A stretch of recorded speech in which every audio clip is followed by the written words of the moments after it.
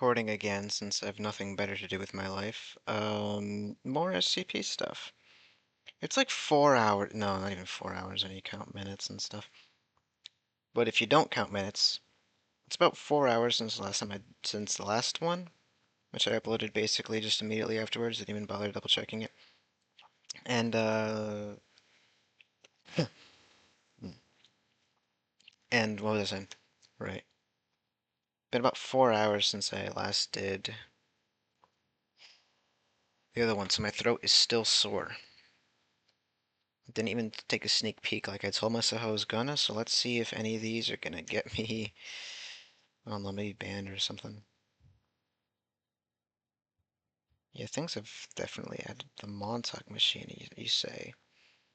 Interesting.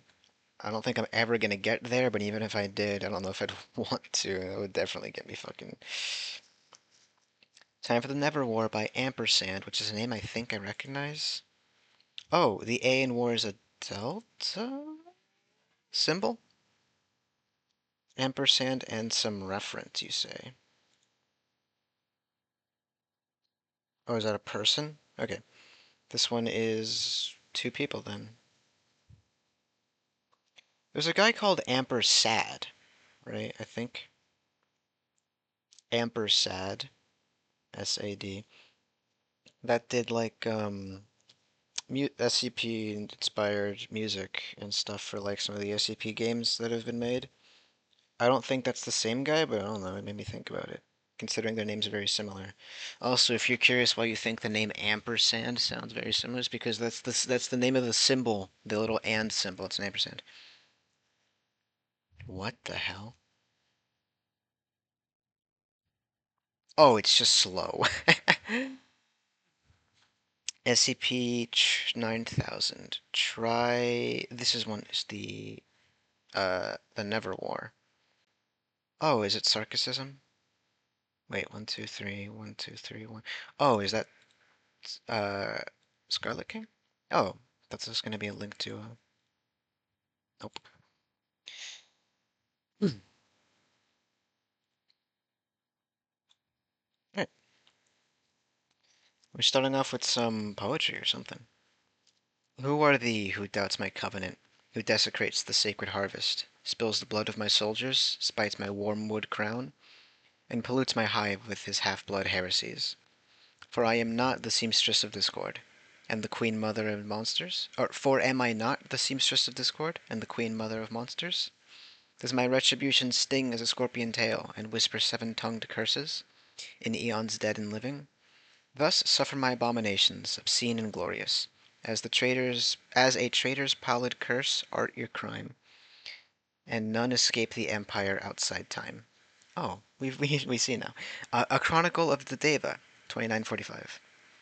So this is Davite stuff then. Okay, so that's two Davite entries for 9K. Oh wow, you're long. Depicted left, the author of my agony. Depicted right, the wheel upon which my spirit is broken. The left is A Chronicle of the Davis, which is naturally the Davite stuff.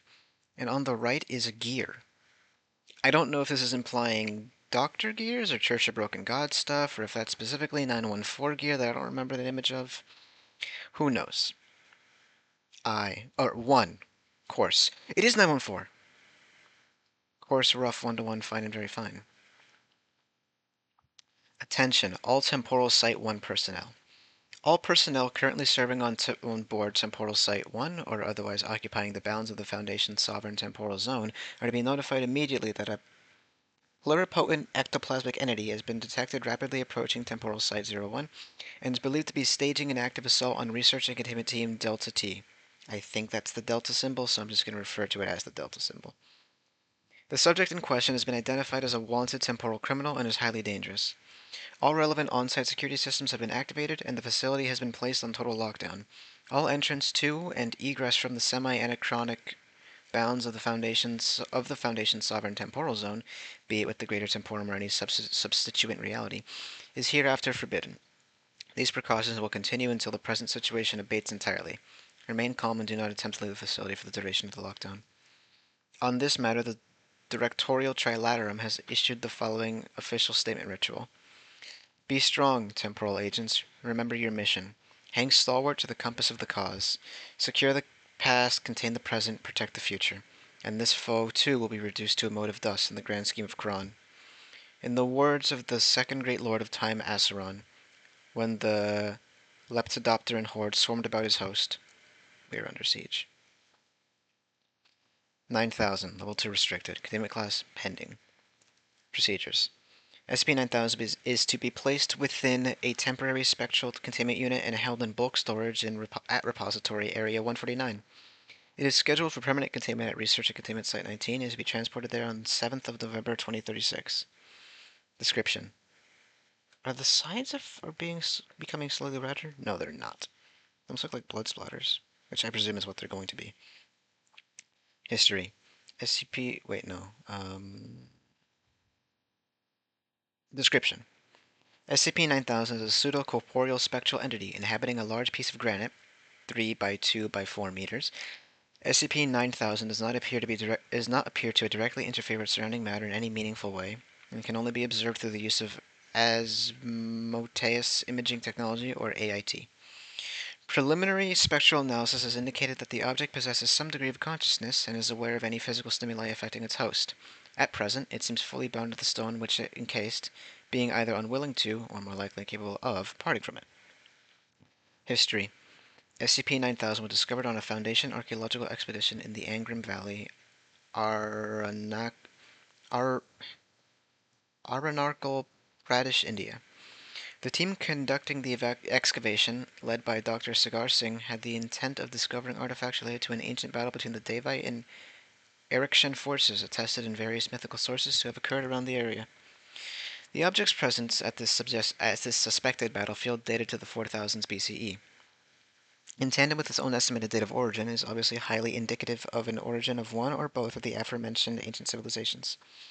According to the Department of Archaeology's preliminary theories, SCP-9000 was most likely a victim of Devite practice of Geitdite, lit stone order.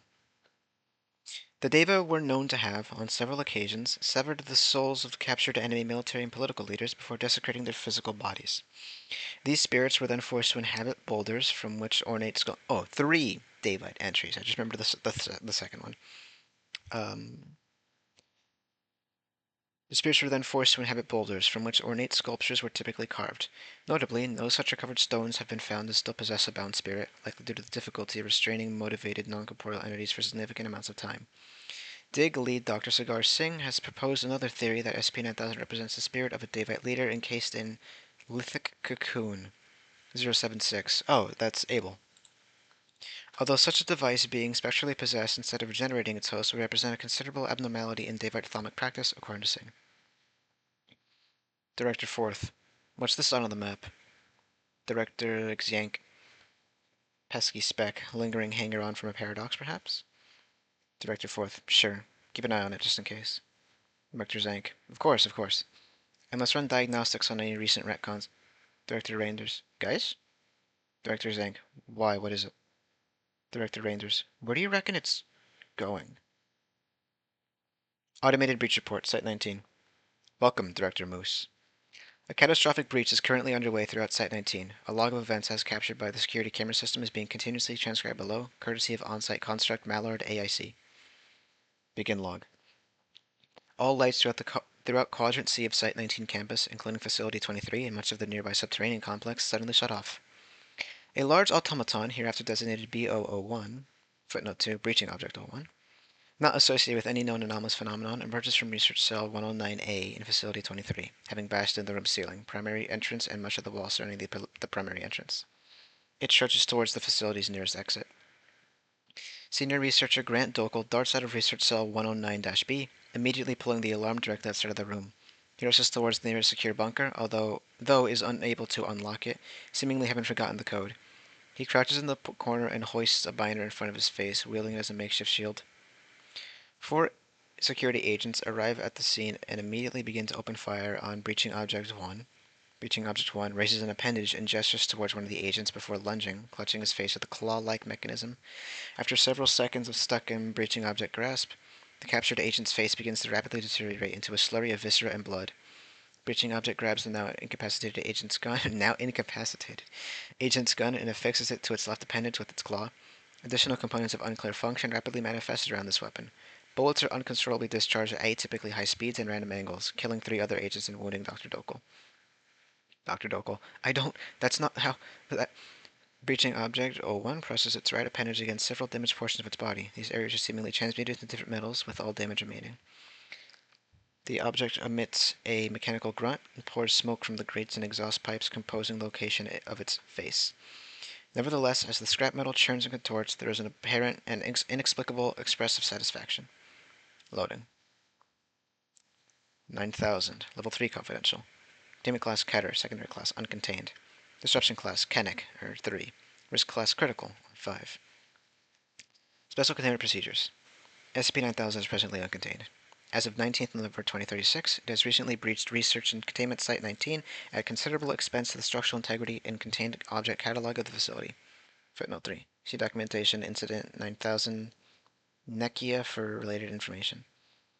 SCP-9000's current location is unknown. Following Incident 9000 Nekia, the object's destructive capabilities are of immense threat to human life, and its prompt pursuit and recapture is hereafter the initiative of Priority Alpha, effective immediately.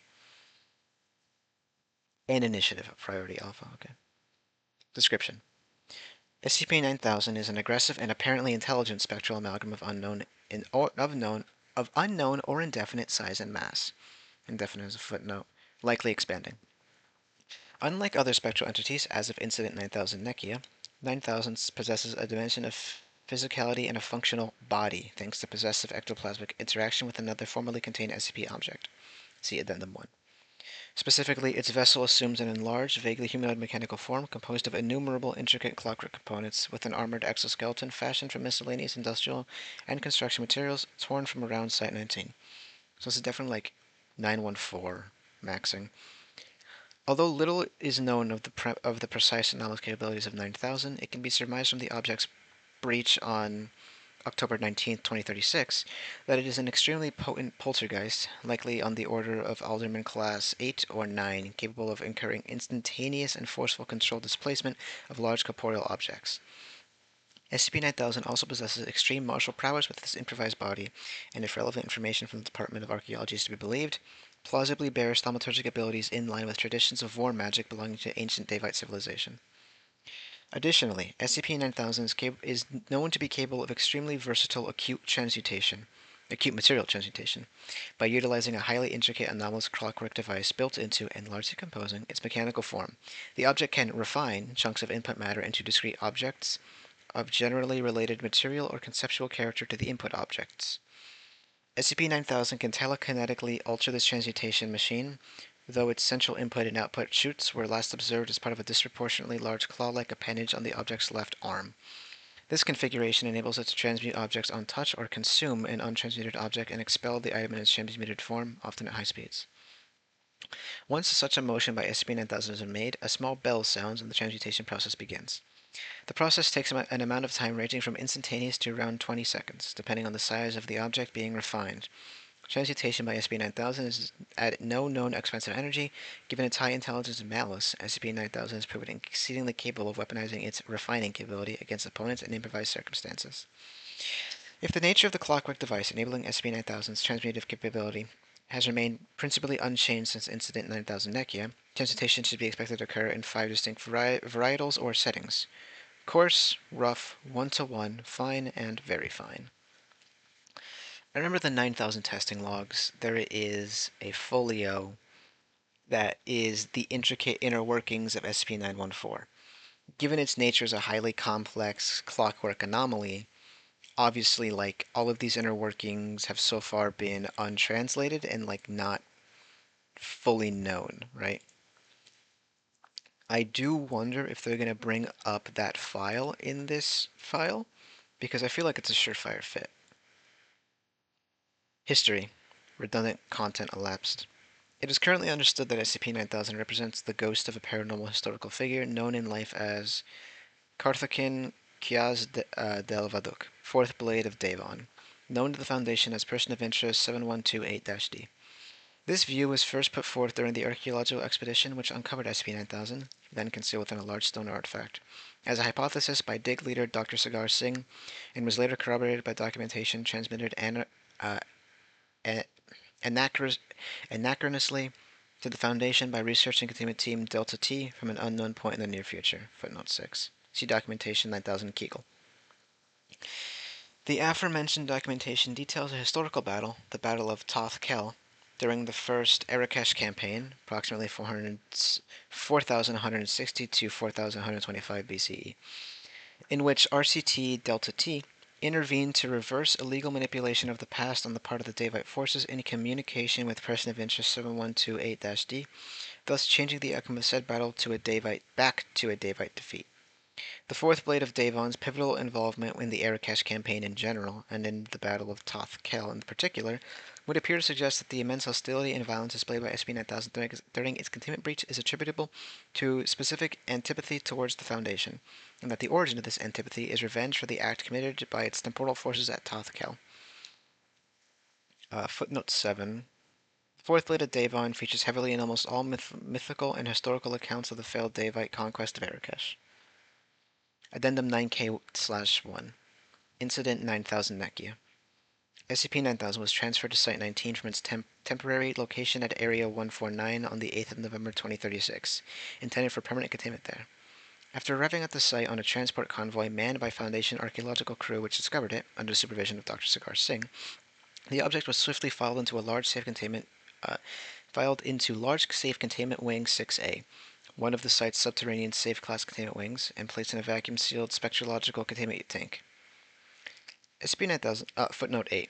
SCP-9000 was, at this point, suspended in a boulder-like stone artifact, and although it had not been formally assigned an object class beyond pending, the fact that its telekinetic abilities had not yet been witnessed and its combat capabilities were unusable in its current vessel, and therefore totally unknown at the time, led site authorities to tentatively store it among the safe class objects. At ground level above Safe Containment Wing 6A is situated Site-19's Facility 23, a specialized testing area. SCP-9000's containment chamber in particular happened to lie almost directly below the primary housing room for another large safe-class object, SCP-914. It is an intricate clockwork machine of unknown working capable of preternatural transmutation from inserted material. On the 19th of November 2036, Dr. Grant Dokel began to conduct a regularly scheduled test on SCP-914. Dr. Grant Dokel has footnote number 9. Lead researcher on SCP-914 since the abandonment of that post by Dr. Charles Gears in 2017, known to the Foundation academic community for his breakthrough advancements regarding said object. Shout out to Dr. Gears, by the way. The test, which involved the insertion of a piece of anachronous room temperature superconductor into SCP-914, caused the electronics of SCP-914's containment chamber and adjacent areas of Facility 23, as well as the regions of subterranean large containment wing 6A directly below, to blow a sudden fuse for reasons which remain exactly unknown, possibly related to the alien nature of the material and or the contemporaneous use of other high-energy equipment in the nearby in the site. During the period in which the electric grid was non-functional for portions of Facility 23 in Large Safe Containment Wing 6A, the spectrological cage in which SCP-9000 was being contained ceased to receive power and its backup power source failed to function. The ectoplasmic field of the device was therefore disabled, being apparently a substantially more powerful spectral entity than the Foundation had anticipated. The deactivation of this field allowed SCP-9000 to cease possessing the stone artifact which it then occupied and phase out of its container with ease. The subject subsequently traveled non-corporeally through the ceiling of its chamber into the room situated above, where it located and immediately attempted to possess SCP-914. SCP-9000 quickly became able to realize the full extent of its telekinetic capability in its new form in tandem with gaining transmutation capability of SCP-914, and a catastrophic containment breach subsequently ensued. Shame. Player just told me that they work late on the scheduled D&D day, might not be able to make it.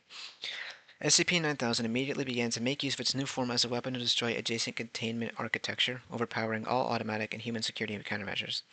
Object was seen repeatedly utilizing its ectoplasmic telekinetic pull to extract materials from rubble, such as concrete and stainless steel, and integrate them into an exoskeletal suit of armor encasing its body.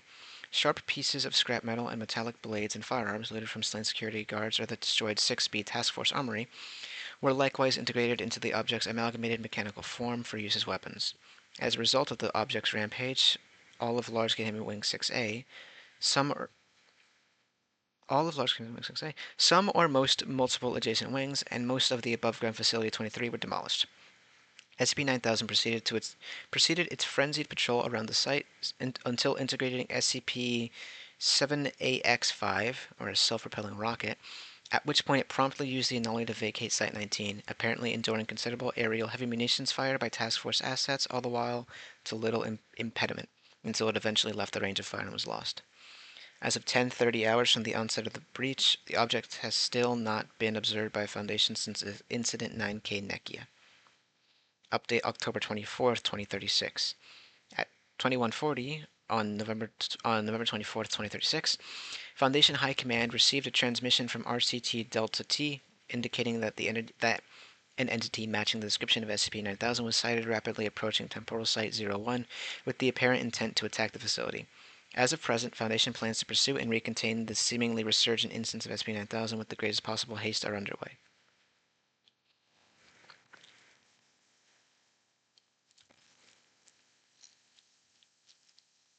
Ugh, there we go.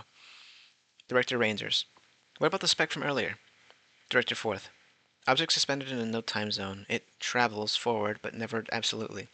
Since there is no point of chronological reference, we contained things like this at Department of Temporal Anomalies all the time. Still do. Director Rangers. Rude, but sure. Director 4th. Oh, I'm so sorry. That didn't occur to me until just now. Director Rangers. I kid. Don't worry. Any further intel?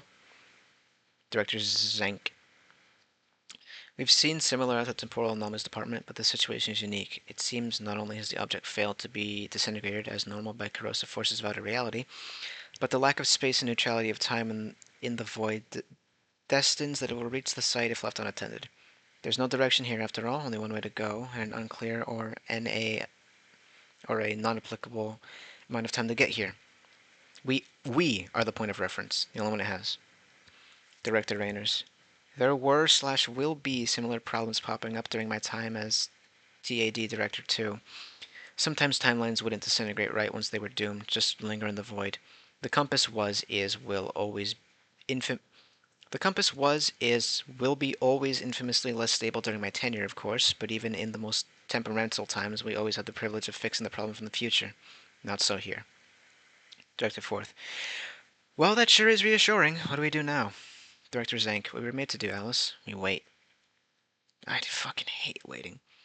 Document 9000 Kegel. Sent. It's blurry. Footnote 10.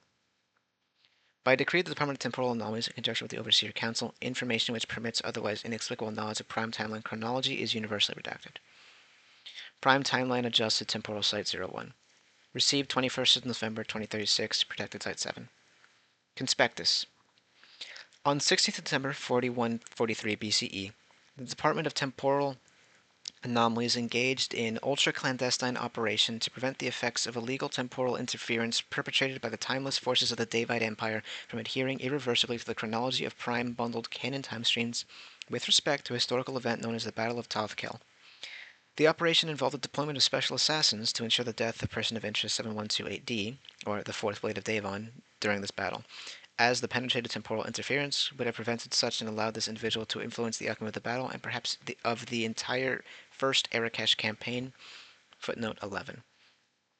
Blades of Davon are a pseudo-immortal Deva demigod fashioned from warrior slaves and possess anomalous capabilities comparable to or in excess of that of a Daevite convent with a pluripotent entity.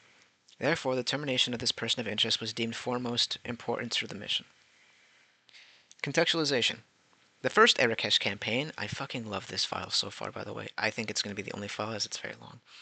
The first Arakesh campaign of the conflict often known as the Zeroth Occult War, cute, was an invasion of the kingdom of Arakesh by the Daevite Empire and its vassal states which spanned the middle decades of the 4100s BCE.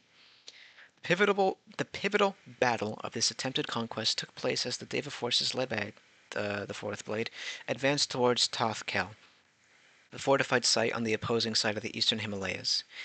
In the prime timeline, the battle ended with a narrow Daevite defeat, one which could easily have altered the outcome of the entire campaign if it had transpired differently, when Person of interest 7128D's divine gifts were dispelled by a fatal stab wound from an Erechesian warrior wielding the anti-theological mythical artifact known as the Golden Arrow, bypassing his conditional immortality and killing the fourth blade rather than triggering a retreat into the lithic cocoon typical of undying Daevite warriors who face killing blows in combat. That's cute. It's like a bastardization of Achilles. Or the Achilles story everyone knows of, anyway. I know it's probably not very true. No offense, Greek or Roman or whatever the fuck mythology people. I really don't care about it. Anyway, uh, the prime form canonicity was first detected to diverge from the above-described standard series of events when Person of Interest 7128D instead attempted to contact aid from Daevite troops occupying anachronous periods of history. An entity known as the Sempiternal March, the Daevite Empire's supra-temporal cavalry force, was deployed to meet the request, constituting an illegal attempted retcon requiring immediate amelioration by RCT Delta T and the consequent deployment of temporal agents. Content. The following abridged mission log constitutes the events of the mission by Foundation temporal agents to abate Daevite temporal interference. The mission composed of 2 sniper agents and 3 reconnaissance specialists. Agents were equipped with a variety of specialized equipment allowing for surgical alteration of the battle's events, including as invisibility cloaking equipment to prevent accidental disturbance of other elements of history, and beryllium bronze 50 caliber rounds to bypass Person of Interest 7128D's lithic cocoon and allow for swift, non-disruptive termination. Including as invisibility. This is... I don't think that should be there, but maybe I'm wrong. Resume excerpt. Squad A of Temporal Team P46 Koff arrive at suitable vantage point in a hill north of the battlefield and look down at the ensuing scene. P5 Edsel. Well, here we are. P5, P6 find our target. P4 Indrix. Searching for target. He's... where is he? P6 Dender. I'll take the right back of the river. Y'all look from on the other side. P6 Dender surveys the battlefield through the scope of his sniper rifle, searching for the target. P5 Edsel climbs a tree around the cliff face to curve to the right and does the same from a makeshift canopy with the pair of binoculars balancing between 2 branches. Proper fucking teamwork. A sniper and a spotter. Nothing better. P5 Edsel. Remember, eye on the front of the columns as they advance. Don't waste time with the foot soldiers. Daevites ain't exactly subtle. He'll be here eventually. P6 Dender. Hold on. Incoming transition from the others. A voice sounds in the team's headsets. P2 Cavetto of Squad B, camped on the South Hill. P2 Cavetto. You've got eyes on the target, about to come through the cliff passage to your right. Sit tight and take aim. P6 Dender. Understood. Thanks, recon team. See, I like that. That's proper. That's how you fucking do it. Because I really dislike when, like, reconnaissance is not taken proper seriously. Anyway. The teams turn their scopes and binoculars towards the right cliff passage. P4 Indrix. There he is. Positions. P4 Indrix swiftly assumes his post and takes long-range shooting form. P5 Edsel vacates the makeshift canopy, and P6 Dender takes his place to do the same. Both snipers lock targets on the Person of Interest 7128. Cute, it's not D because they're in the timeline. P4 Indrix. Ready when you're ready, P6. P6 Dender. You first. If he doesn't go in one shot, I'll get him from here. Confuse his sense of direction. P4 Indrix. Let's go. P5 Edsel.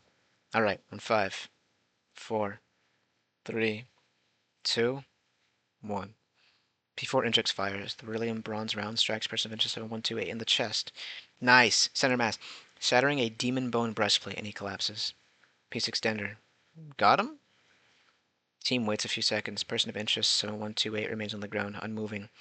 Through the magnified scope, he appears to be bleeding profusely. A sign conditional immortality has not been triggered. P4 Indrix. Got him. End excerpt. Incident report, Area 179. At 3:46 UTC on 21st November 2036, SCP-9000 was seen descending from the lower troposphere at the approximate location of Area 179, headed for the facility. Its exterior had been greatly augmented, with the outermost layer of its plating now composed primarily of an unidentifiable material.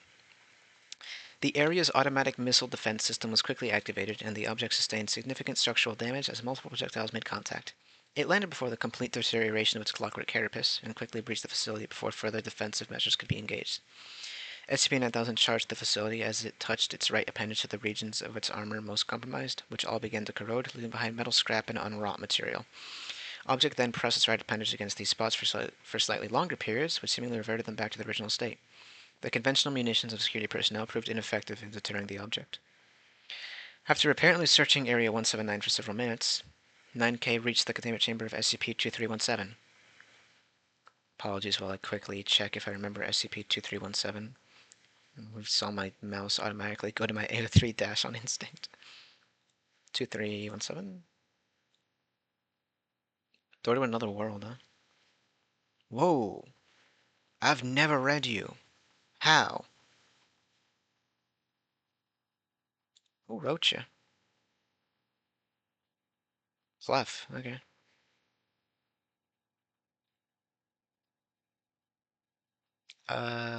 Door to another world, apparently. Reach the containment chamber of 2317. Place its right appendage on the cell's outermost layer, beginning to deteriorate it. Before it could fully breach the chamber wall, a localized TZ-class missing time scenario suddenly occurred, noticeable in a roughly 5-meter radius around the object, for approximately 1 minute. Footnote 12. The origin of the TZ-class event remains unknown, believed that if not for this event, 9000 would have likely succeeded in breaching 2317's containment cell. Though the entrance into the chamber during the duration of the event... What? Though entrance into the chamber... Okay, I understand now. During the duration of the event proved impossible, it did provide sufficient opportunity for an on-site team of Foundation thaumaturgists to arrive in the scene of the breach unharmed by the cessation of the chronological abnormality. 9K was subdued to the use of an Ericushian warding ritual, I want Skittles, in conjunction with anomalous weaponry before SCP-2317 could be breached. The object now resides in Foundation containment. How 9K knew of 2317's existence remains unclear. Pretty sigil, by the way. Oh, they're different. This one is not the... Here's the typical... What is... you? Incident report. Site-01 Sovereign Temporum. At TSC, Temporum Standard Chrono Ordinates. Fucking A, tongue twister. X 90.8 approximately, Y 72.4 approximately. A large unknown entity was detected, having manifested in the temporal void and managed by, as of present unclear means, to avoid the deteriorative effect of outer reality on positive ontology material. Subject has been continually monitored and has persisted in the void for far longer than the standard lifespan of existential flotsam expelled from existence. Footnote 14. The appearance of semi-corporeal remnants... Remnant. FNAF reference. Of semi-corporeal remnants, or junk data, in the temporal void in a fashion detectable Foundation outpost such as Temporal Site-01 is typically an indicator rather than indicator either of retcon by a particularly powerful CK-class restructuring event, thus overriding material from a prior iteration of the timeline, forcing it into the void, or of the ultimate cessation of a doomed timeline, resulting similarly in the deletion of its contents from existence. Side note, I wonder if we're going to see Pattern Screamer shit. Can't wait. This entity is to be monitored for as long as it remains detectable. I presume this is an ellipsis? Just doing that to check if there's any hidden words.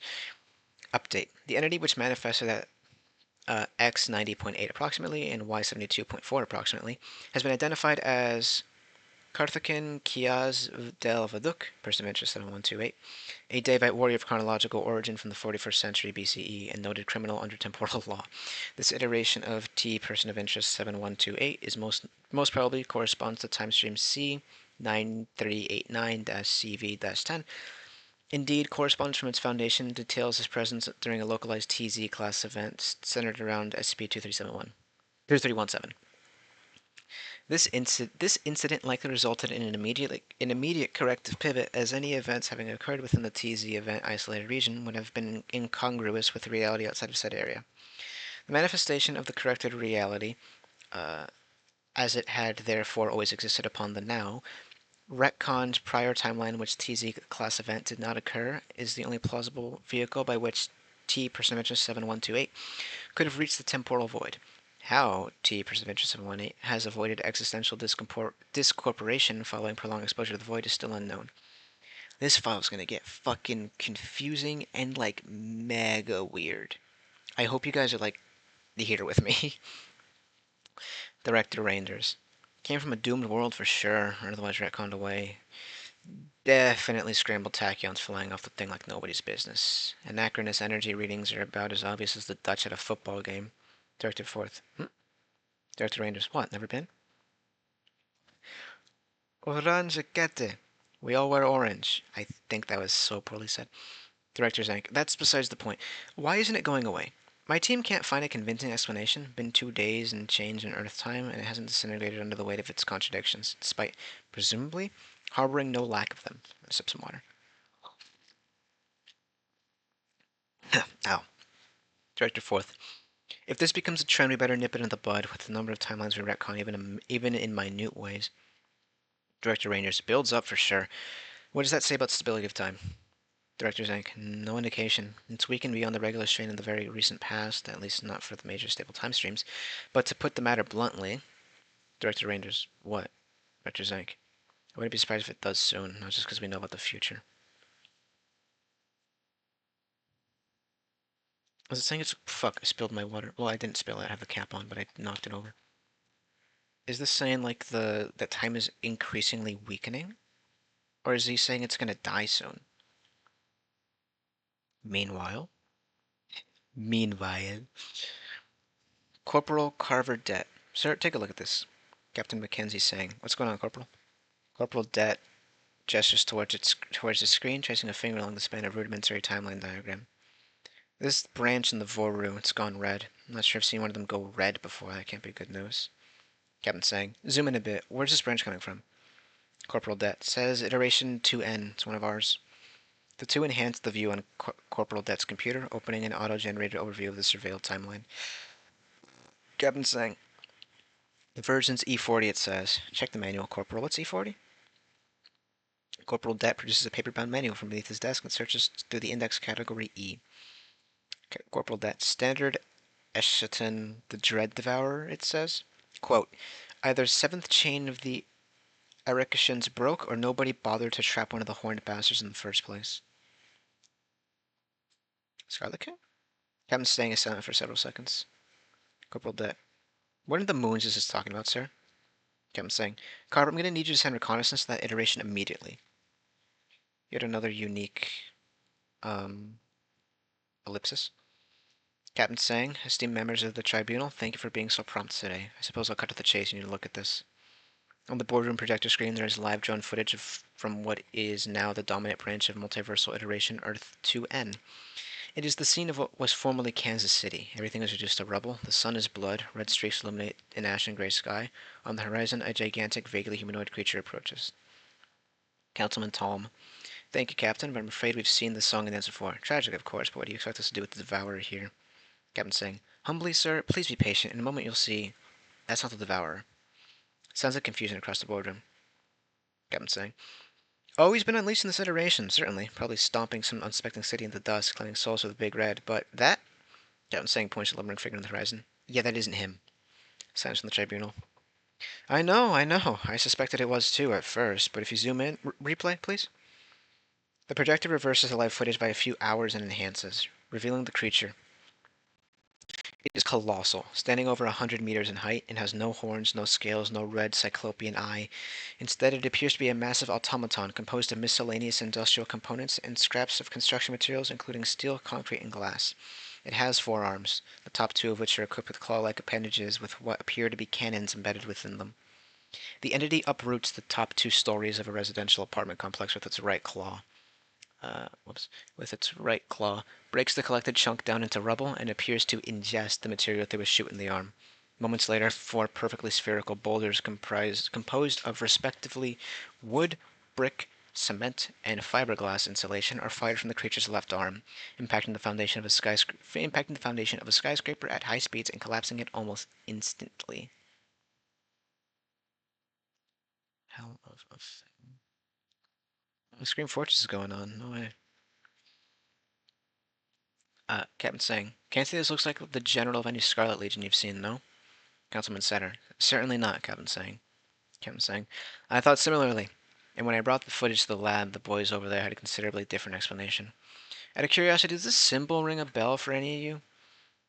Captain Sang slides a piece of paper across the desk. On it is printed an intricate sigil, tens of stylized blades and spears pointing inward within a circle, towards a seven-pronged shape in the middle. Councilman Tom. Is this the seal of that damn bastard from the Concord Crisis? This is the sort of stuff you'd find in a history book. What in the prince's name does it have to do with your Escherton? Escherton.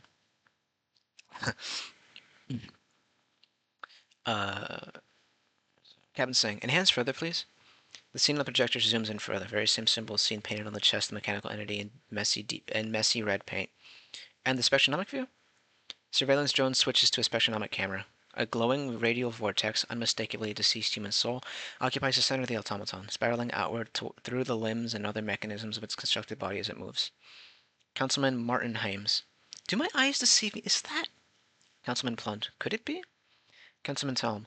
Can a single ghost even possess something like that? Councilman Setter. But that was 6,000 odd years ago now. It can't... Councilman Martin Hames. Iteration 2N was his world of origin, if memory serves. Councilman Cho. But it is. Somebody get the eternal president on the line. That's cool to me for some reason. What? That sounds awesome. Eternal president on the line. Councilman Plund. Yalakara Almighty, you're right, it's him. I don't know what that is. More ellipsy. Captain saying, alright, Carver, time to clean up our mess. You see him? Det locates and selects a portion of the 2N timeline on his computer. He presses the space bar for some... Why is space always all caps and I ever fucking notice? Is that supposed to do that? Anyway. And the pivotal span of 3.8 seconds plays on the monitor. Det and Sang watch the moment at which Kiaz Dal Vaduk's spirit opens the ornate oak door, arrives in Universe Kappa Erakish, and refines the door into wood pulp on the course setting to prevent him from being followed at once on the other side. Can Sang. That's the guy. See, Carver, our demon here thinks he's smart, but we've got him, and now we're going to take this into our own hands. We owe 2N that, at least. Can Sang. Estes just. Roll in the gong. What is this? People in my Discord are arguing about something. 2 initiative offers uniformed in special ritualistic garb, one male and one female, drag what appears to be a giant gong or symbol composed of black charred bone and an unknown membranous material into the room on a wheeled cart. From the back of the device, there is a single 3-pronged charger cord. Captain saying, this is how it's supposed to go.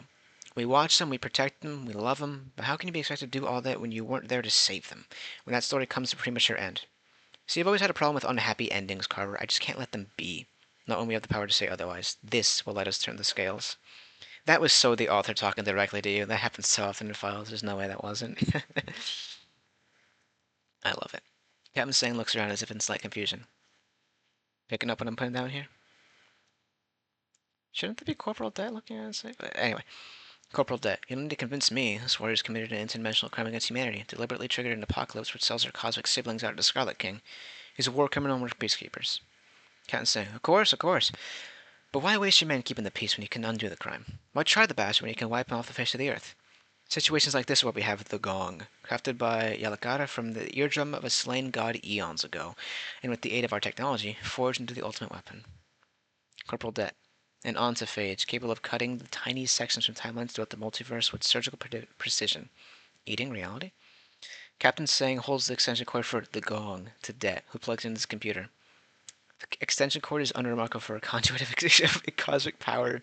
That is crossed out. Footnote 15. Heresy expunged. Glory be upon the impenetrable. Wonderful. And Sang. On 5. Sang points to agents Estes and Jess, standing at salute on the other side of the gong. Sang counts down. On the count of 1, Jess lifts a barrel steel rod of chastening, blessed by the synod of the impenetrable, from her holster and hits the gong with considerable force. A mighty crash reverberates around the room with preternatural force, the sound echoing across the entire building as if it were made of sheet metal. With the relevant span of 3.8 seconds selected on his time stream insertion program, Captain Corporal Det presses the delete key. He just removed. Okay, that's fucking sick. Recovered log of unknown origin. Begin log. Kiaz Del Vadak is perched weightlessly on the antenna of a tower, fighting the currents of the sea that is non-space. Wreckage drifts past its concrete life raft, remains of the bygone world, whose fate was of his design. He surveys his surroundings. Clearly, this void is an unfamiliar sight. Little stands out among the debris beyond a single distant figure, a hulking mass of scales and spindly horns, to whom all mankind is bound via shackles and chains. They flail around as their captor searches hopelessly for solid ground. It doesn't take long for Kiaz Del Veduk to notice something strange. Everything around is beginning to glisten. A bright golden smoke radiates off of every free-floating car, house, and traffic sign. Silhouettes begin to blur, the smallest objects reduced to little more than haze. Down below him, the tower on which he is perched begins to fade. Vaulting from his vantage, the clockwork knight aims for a large chunk of earth, activating the rockets affixed to each leg to propel him forward. But as he nears, it becomes increasingly clear that nothing here will be spared. He phases to the landing spot. The warrior is lost. He knows not where he is headed, or quite where he is now, for that matter. All he knows is that he must go. As he moves through the void, he begins to lose focus. The golden haze engulfs his vision, thickening as the fabric of a dead reality unravels, and for just a moment, he is blind to the reality of his situation. He is not immune to that of glistening smoke. Like the world around him, he begins to evanesce. Evanesce. He starts to fade into the smog as the line between him and his surroundings steadily blurs. Your own designation is a tricky thing to notice. Disintegration is a tricky thing to notice. Nothing quite sticks out obvious when the borders start to smudge, you see, at least until it's too late. Darting through the non-space at supernatural speeds surely doesn't help, but eventually that new reality, or lack thereof, it begins to set in. There's a certain tingling sensation to it. It's a dissolution.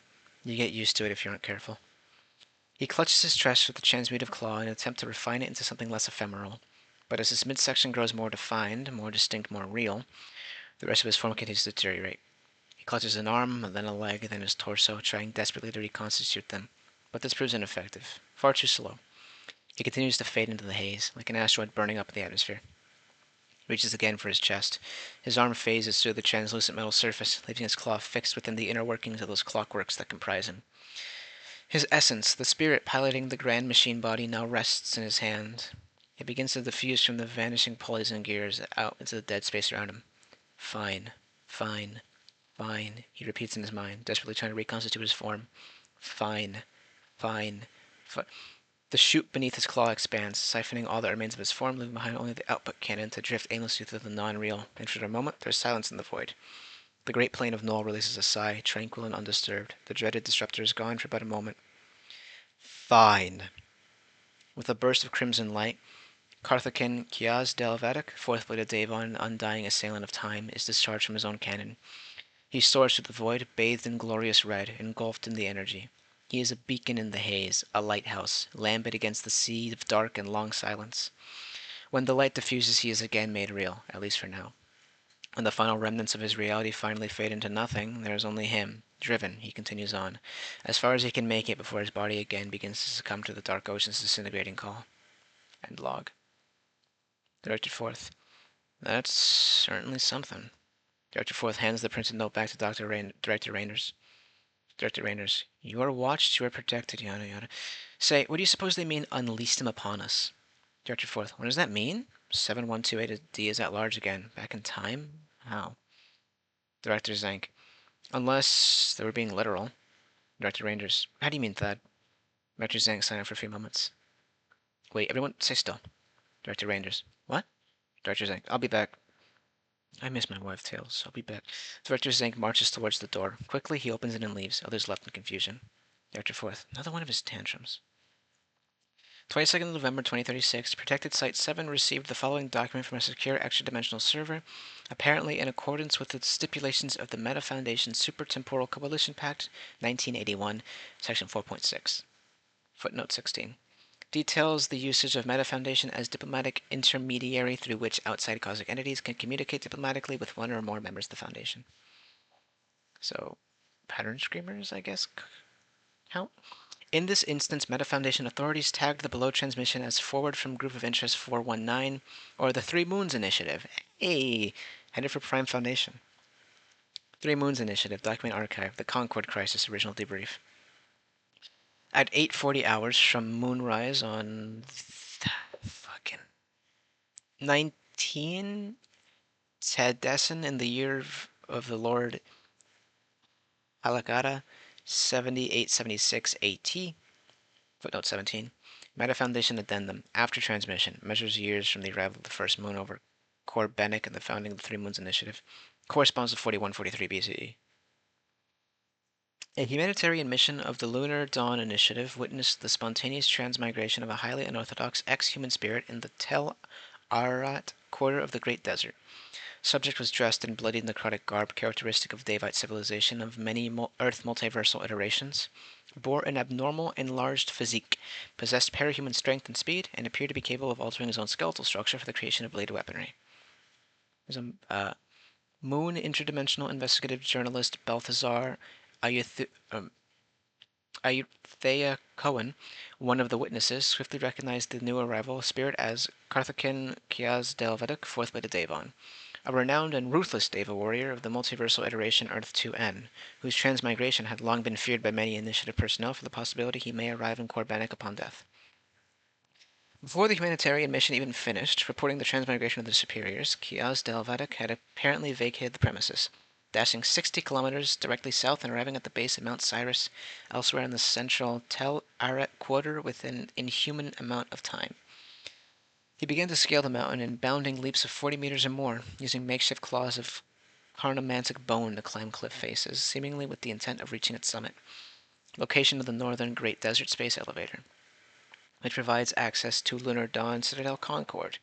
2 battalions of ion bombardment drones, one small and one medium, were deployed to the site of Kiaz Delveduk's rampage once Moon Great Desert Command learned of the incipient crisis. Or Lunar Great Desert Command learned of the incipient crisis. Although additional reinforcements such as ground forces could not be provided in sufficient number due to the ongoing conflict against the Striders and their Bogali allies in the Dark Valley. Dark Valley? Stalker reference? Water time.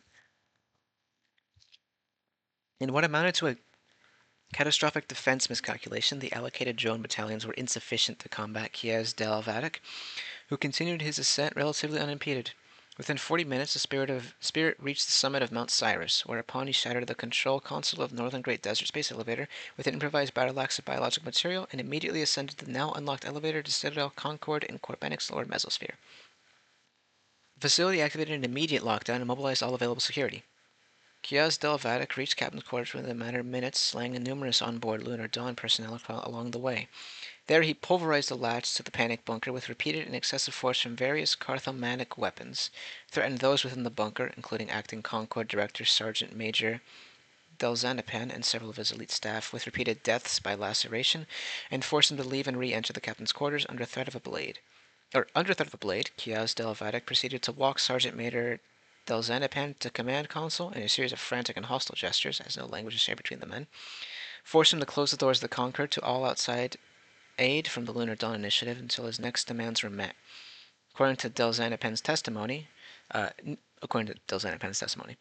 Next, Delzanapan reported Kiaz Delveduk gestured to his lips and again to his cinematic blade, apparently demanding an old Davite translator be provided for subsequent demands immediately. Within an hour, Sergeant Major Delzanapan and his staff were able to locate a suitable transfer from among Concord's personnel, an esoteric anthropologist, Saraswati Blavatsky, who summoned at once following interaction that took place. I'm not gonna even bother trying to read this shit. Blavatsky, his demands, sir? He says he's a warrior of legend among his people, feared by all their enemies, that you ought to heed his commands or have no qualms repeatedly killing me and all of you until we comply. His demand is motivated by a grudge against assassins who came to the battlefield dishonorably. Yep, no fucking shocker there. They cheated, he says, by meddling in time to change the outcome of battle, which could have been a glorious victory for the timeless empire. That's the Deva. That's my fucking biggest... it's all great. I love their lore, but that's my biggest issue with the Deva. They're fucking sore losers. Allow him to return to Earth and conduct a haunt upon the land until his ghost completes his unfinished task. Or he says he'll destroy us all over and over again and wreak havoc on Corbenic for generations. Kiaz Del Viduk's subsequent demand was that Sergeant Major Del Zanapan operate the command console to disable Concord's central reactor, giving Lunar Dawn Command approximately 12 hours to make a decision on his ultimatum before Concord would deplete of fuel and fall out of the sky, destroying the facility and subjecting all 6,112 onboard personnel to immense atmospheric entrance friction. Footnote 18. Personnel would thereby be rendered into trace amounts of molten ash, which it would take Carbanic's healing factor months or years to fully regenerate from them, if ever. Ultimately, Lunar Dawn authorities conceded. Much of the initiative space fleet was presently occupied with more existential threat of combating the We agree because there's a bigger issue going on of combating the Striders, and Eternal President Niang apparently feared redirecting assets to handle Kiaz Delvatic by force would prompt Heketh Bogle to sense weakness and escalate the issue of a second declaration of feasting. Kiaz Delvatic was returned to multiversal iteration Earth 2N, where strength of his unfinished business allowed him to persist as a rogue spirit. Lunar Dawn Initiative continues to surveil activities of Kiaz Delvatic Spectre on this Earth extremely closely. Immediately following the above document, an auxiliary note was appended.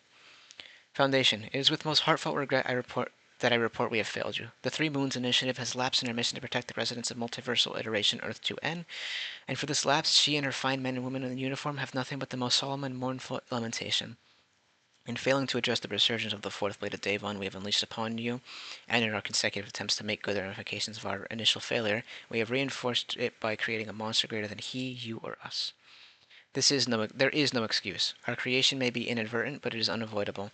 Once we faltered and permitted this ghost to return to your realm, when we realized the consequences of your grand scheme all these thousands of years later, we deployed a grand and inscrutable device of our own makers, and in doing so jeopardized yours. With utmost humility, we hope you can rise to be better than us. We hope you can forgive, for the insatiable mouths of the darkness below beckon, and they will not be forgiving. May the host of the impenetrable bless thee, Eternal President Giard Sebastian Yang. You are watched, you are protected, you are loved.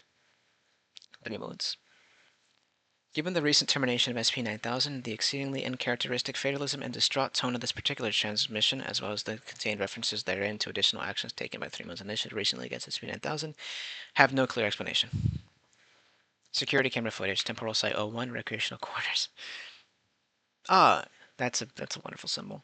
I like that. Delta T. That's the Delta T. Begin log. Director Zank enters the break room at swift clip, breathing heavily. Obvious expression of slightly suppressed panic on his face. Attention, you two. Director Rangers. That better be worthwhile. You're interrupting our lunch hour. Director Rangers turns around to see Dr. Zank, noticing his disheveled appearance. What happened to you? Director Zank. The object we spotted earlier. Wouldn't Deco here? Director Forth. What of it? Director Zank. It still hasn't. It's not just an object, it's a live entity. Director Forth. Sure, we suspect it might have been. What does that change? Director Zank. I think you misunderstand. It's hostile, it's dangerous, it's moving toward us quickly. Director Rangers. Wait, what? How quickly? What is it? Director Zank. Three Moons is right. Director Rangers. What do you say? Director Forth. Oh. Director Rangers. Oh. Director Forth. No. Director Zank. It's the prime time already. Fast tracking to the site. Saw the tape. Surveillance drone. I saw it. I saw him. I saw Director Rangers. How could it have... Dr. Zank. Because it causally won't die. Ilse. Is that your fucking name? It's tearing Kron at the seams. This thing has transgressed us, broken out of the machine. Believe me, he's... Director Forth, calm down, Thad. Now, tell us again exactly what you saw. Surveillance drone footage, air quotes. Whoop. Footnote 19. Ritualization procedures in effect to translate contain info into dialect human comparable at your present ontological density per underseer policy.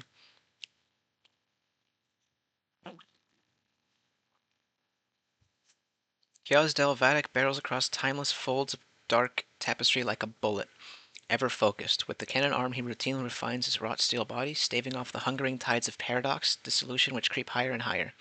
Each time, the burst of light is accompanied by a build of momentum, which augments the forward thrust of his superliminal thrusters. But now, in the heart of Unbeing, where his goal is singular in direction dead or dying, there's little such need to switch gears, little need for correction, for self-guessing. Eventually, the warrior is slowed.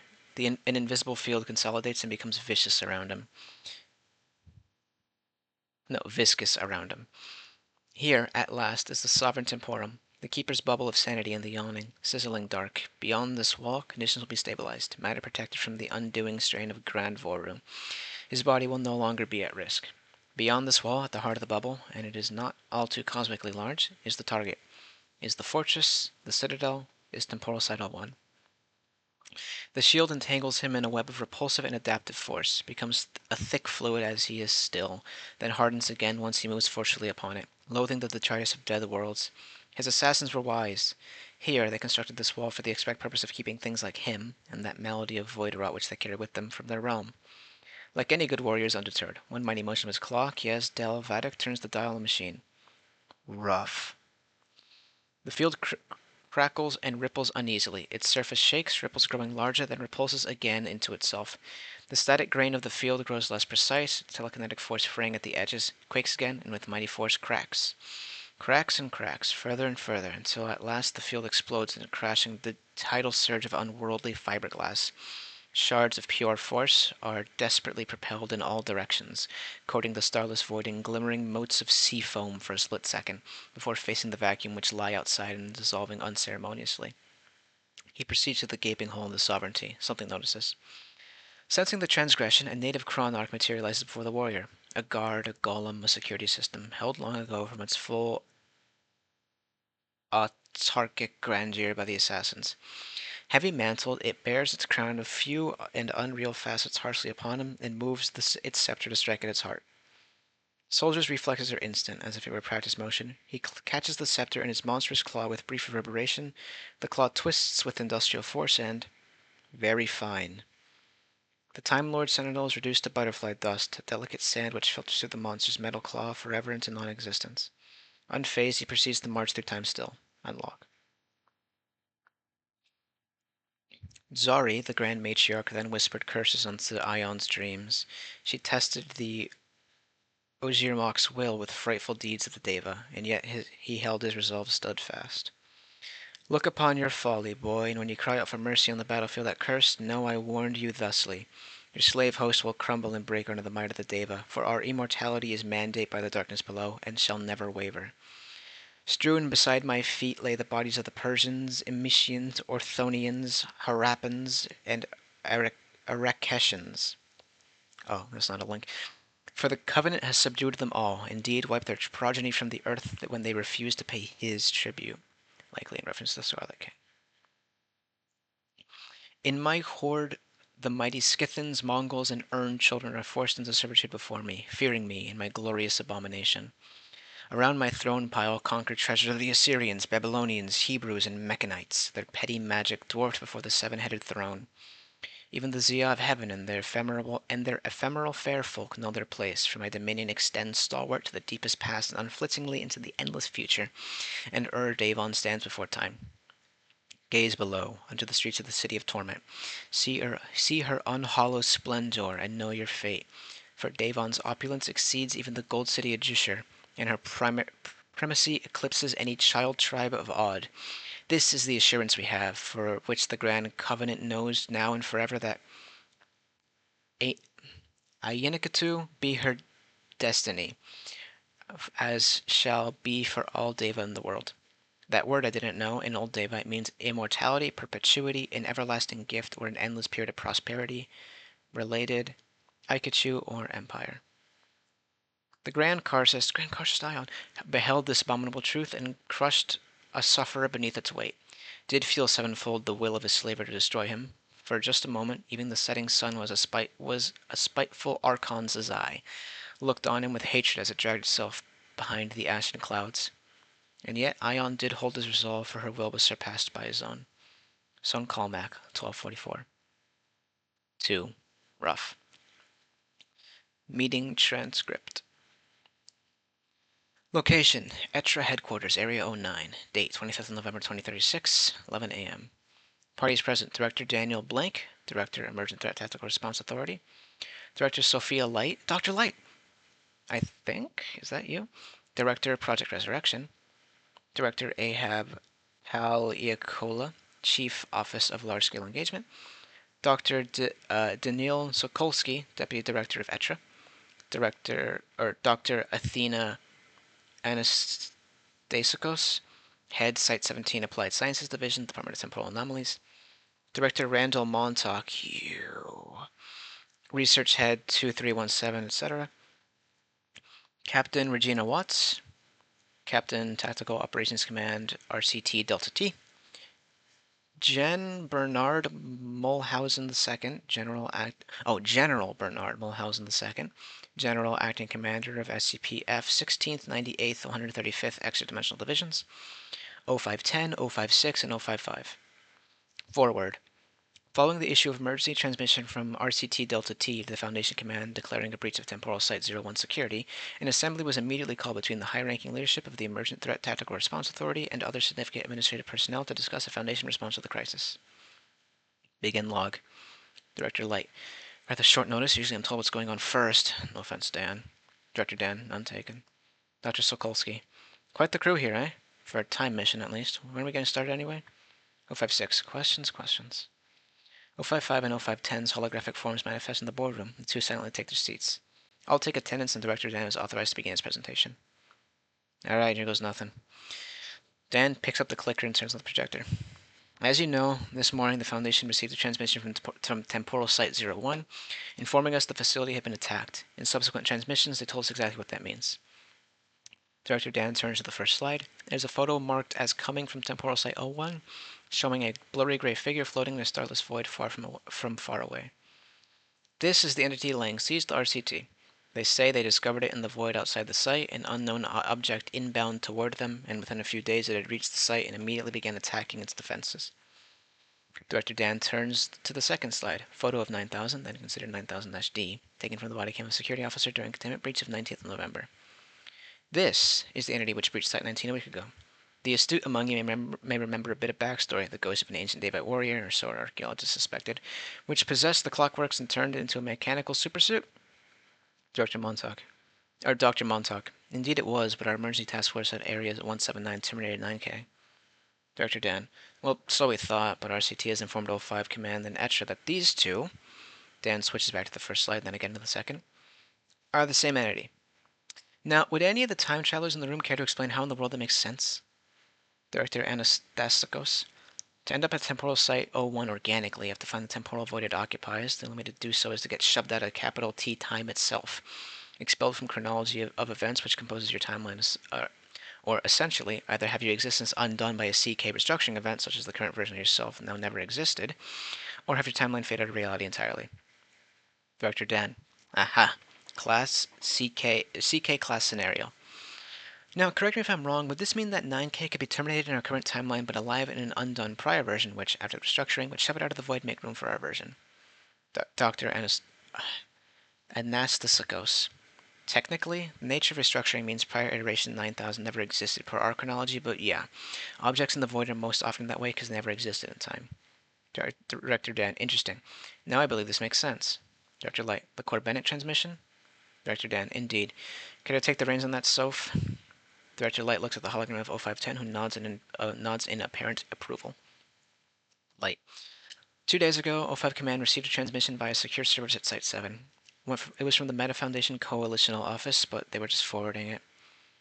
Dr. Montauk. Excuse me, ma'am. From what? Director Light.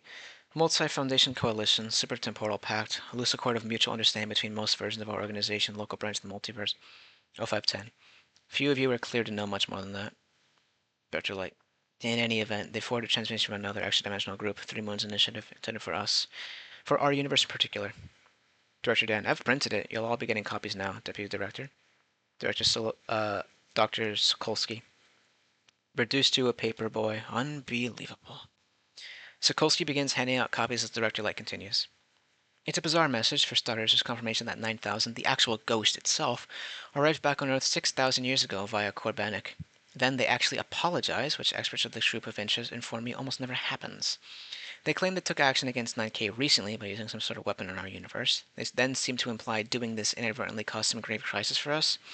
Last part wasn't really coherent to me, at least until now. But Three Moons are a group with multi-reality awareness, so with the information Dr. Anastasakos provides... Director Light. They didn't mean us. Director Light points to the projector, again displaying captured photograph from Temporal Site 01. They assumed we'd already know about them. Director Dan. Bingo. Tried to delete him somewhere from some alternate future. Must have created a CK event, sent him straight to the void, where, as it just so happens to be, we keep our time cops. Supposedly detected him flying around there about the same time Delta T initially did. Dr. Anastasakos. This is true. How did it survive? Temporal void disintegrates retcon material and doomed time streams virtually without fail. It is the absence of any frame of reality, without a definition of existence with which anything can cohere. All material is carried into non-existence by paradox. Director Dan. I'm no temporal or ontological expert, of course, that's why you're here. But if I'm reading the Panic and Delta T's voicemails correctly, that is precisely what we don't know. 056. Regardless, explain the defense situation on the ground. What are the object capabilities? How will the site's defenses fare, and for how long? Director Dan, excellent question. And a convenient segue. See, we have credible intelligence that this version of 9000 is far more dangerous than it was when we engaged it at Site 19 or Area 179. Delta T sent a few more photos in their transmission. Dan switches the slide to a collage of photographs taken from outer perimeter of temporal site 01, showing the figure of 9000 from a number of angles. For reference, there's a photograph of 9000 from Site 19 breach in the bottom left corner. Dan. You'll all probably notice that the figure in these photographs is not identical to how the object appeared during the initial breach.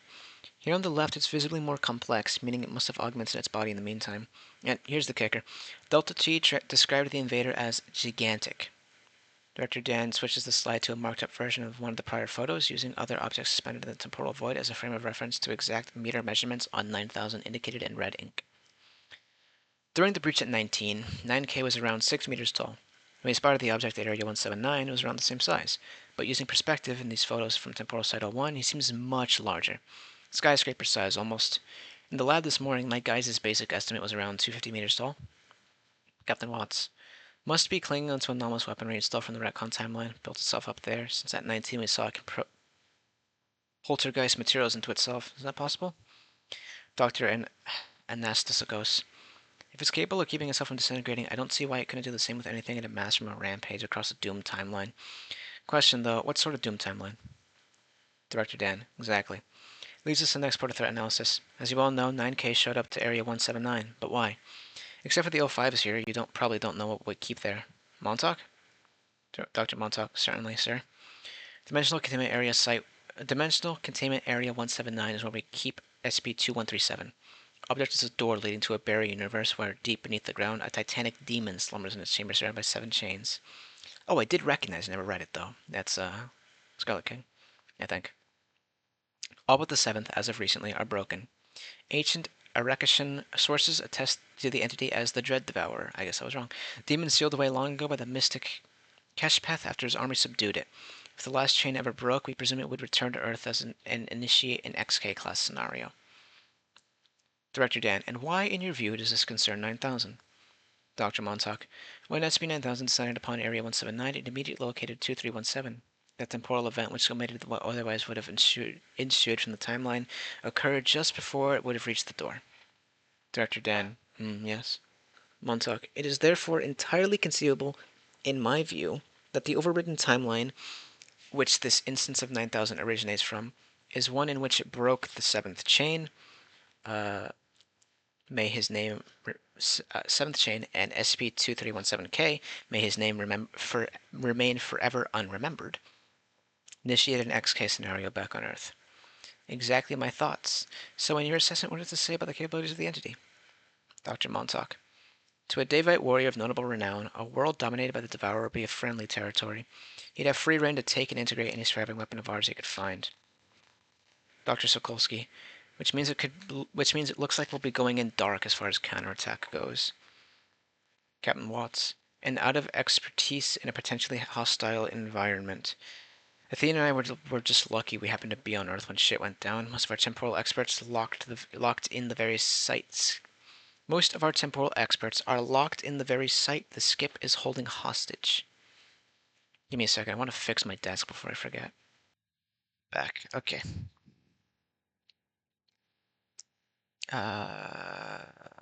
Dr. Dan, particularly since the anomaly is playing the long game, waiting for the site's defenses to wear out, not using the full extent of its abilities.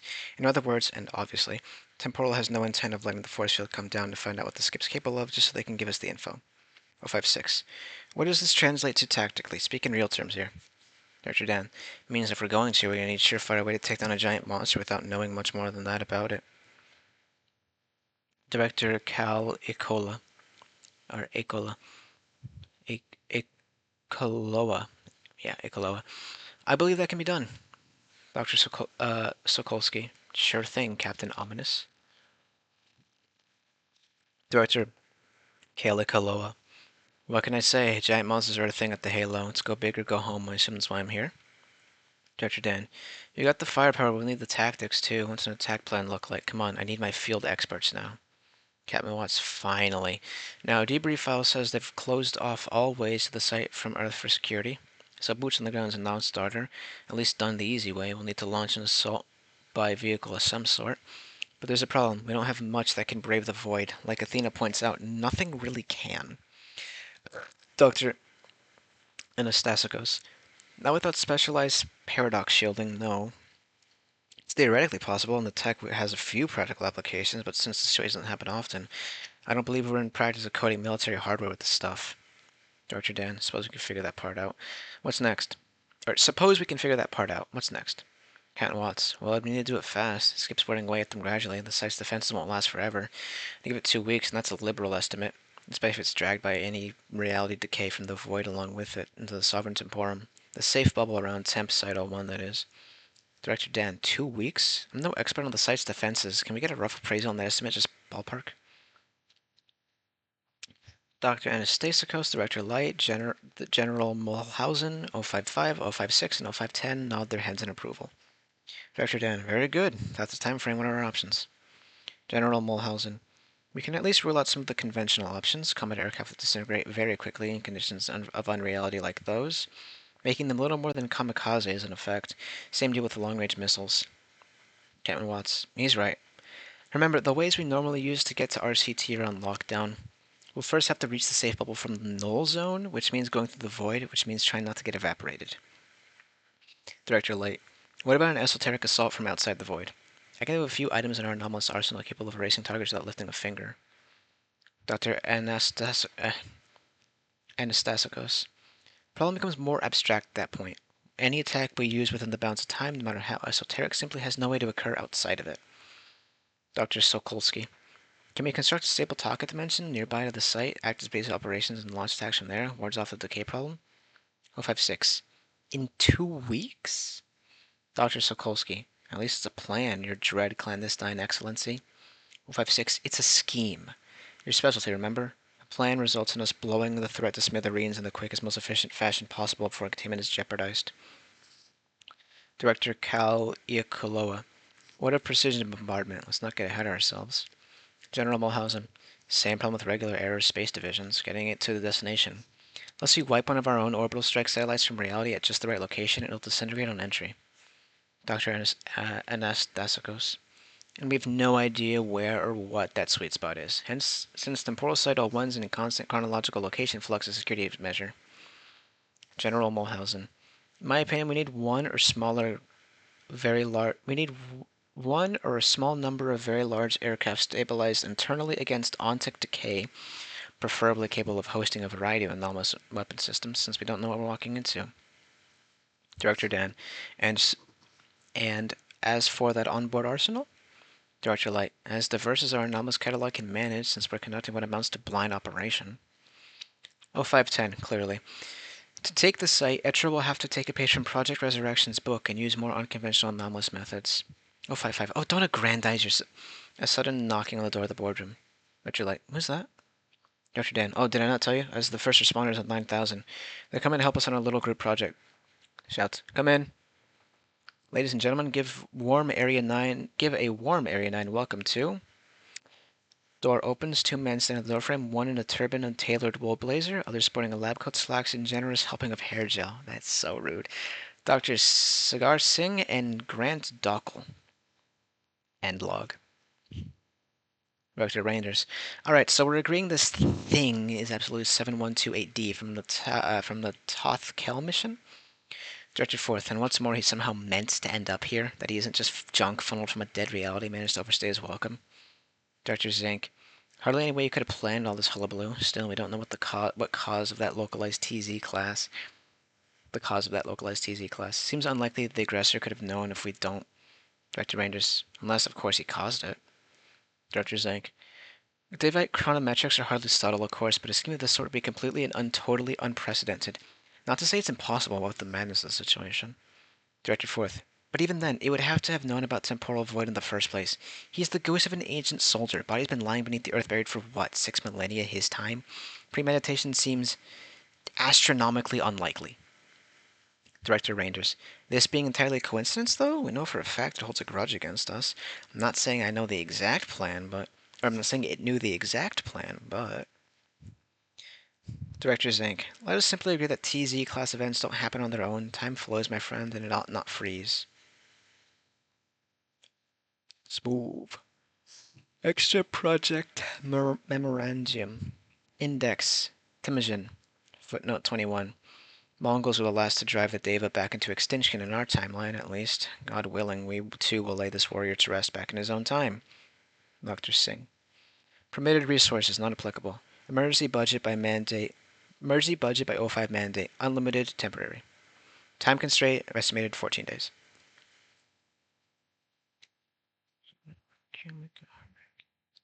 Sorry, just adjusting my fucking limbs.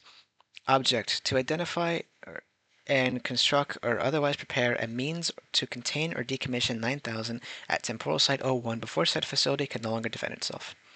Debrief. On 25th of November 2036, ETRA ordered Project Temujin following an emergency meeting in direct response to the resurgent instance of SCP-9000 identified on August 24th. Project Temujin is to be co-led by leading Foundation Davatologist Dr. Sagar Singh and leading anomalous material scientist and expert on SCP-914 Dr. Grant Dokal, and overseen by ETRA and General Command. So is Gears dead, or did you just not want to name drop him? It is to be a short-term project geared solely towards finding a viable solution to deter the ongoing attempted invasion of Temporal Site 01 by SCP-9000 and disbanded thereafter. Project Temujin will collaborate with Project Resurrection in the use of anomalous assets from across Foundation's catalog. It will deploy a number of teams to procure and utilize whatever resources are necessary to construct the means of SCP-9000's containment or decommission. Further information is forthcoming. If you are reading this memorandum, you are among the select personnel summoned from across Foundation to continue Project Temujin. This project is hereby your highest priority and preemptively authorizes you to vacate your current post to aid its completion until 9000 is neutralized. Please begin your commute to Secure Site Area 09 at once. From the desk of Director, let's see here, Ahab Kal Ekoloha, Chief Office of Large Scale Engagement, Headquarters Foundation Halo Facility, Ereshkigal. In 1988, is this a link? This is 0851 Cestus. War on all fronts. We're going to need a bigger boat. Cannon Hub, Global Coalition Case Files, Physics Entity Database, LTE 0851 Cestus. War on all fronts. Don't know what this is. Oh, it's destroyed, don't worry. Cute that it's Captain Ahab and he's fighting a fucking biblical sea monster. Leviathan, I presume then. In 1988, a biblical sea monster with the head of a crocodile, body of a dinosaur, and tentacles of a colossal squid for legs, descended upon the little fairy kingdom of Brazil, an island off the western coast of Ireland. Its weight clocked in at nearly a 20th of the dwarf planet Ceres, and each of its 5 monstropolis tentacles extended skyscrapers in length. I was still with the Marines back then. It was my major deployment in the occult forces. Didn't go well. Titan's wrath rained fire down on that pale old land. When it was done, nothing remained. We were bailed out in the end. GOC annihilated the kaiju with something called the Kasaba Howitzer thermal-nuclear directed energy weapon. Here's all you need to know about that particular species of device. We've been holding on to our own throughout the whole crisis without even the slightest thought of using them, because their potential was so devastating they'd been banned by an international paraweapons treaty before one was even tested. I didn't stop them. I wasn't ready then. I was a kid. But even then I knew what I was bound for. But even then I knew I was bound for the monster killing game. And now I've been asked to take down a monster of our own time. In brief, 9000 has become an entirely novel threat. It isn't just the Daevite warrior of myth with the accursed martial prowess of 1,000 slain foes in a lithic cocoon reminiscent of our good old friend from Omega 6. It's the ghost of that warrior, and it's managed to incorporate the most inexplicably intricate and versatile transmutation device known to the Foundation into itself. It must be one of the most potent poltergeists you've ever encountered, and what's more, it's ransacked an entire doomed world and incorporated all anomalous technology of note into its mechanical form. If the footage Temporal sent Etra is to be believed, and I've been privy to that footage, the bastards fashioned it all into a suit of damn near the height of the Empire State Building. Fortunately for all of you, that means he counts as a large-scale aggressor, and that's where I come in. Make no mistake, you aren't going to ask me to take down just any LSA. Basically, you're asking me to you aren't asking me to take down just any LSA. Basically, you're asking me to kill a giant robot. Well, I believe two can play at that game, and I can prove it. I'll cut to the chase because even those in the know about my little story probably see what's coming next. Because those in the know about my little story probably see what's coming next. I've thought your task over and I've thought it over again. Every time I've come to the only conclusion you can come. There's only one option which remains to engage such a direct threat in combat. Only one tool ever devised by the Foundation which has the raw destructive capability of that magnitude. Asset Dragon Slayer. 5514. SCP. Balmiel. Oh hey, that was in the Expire.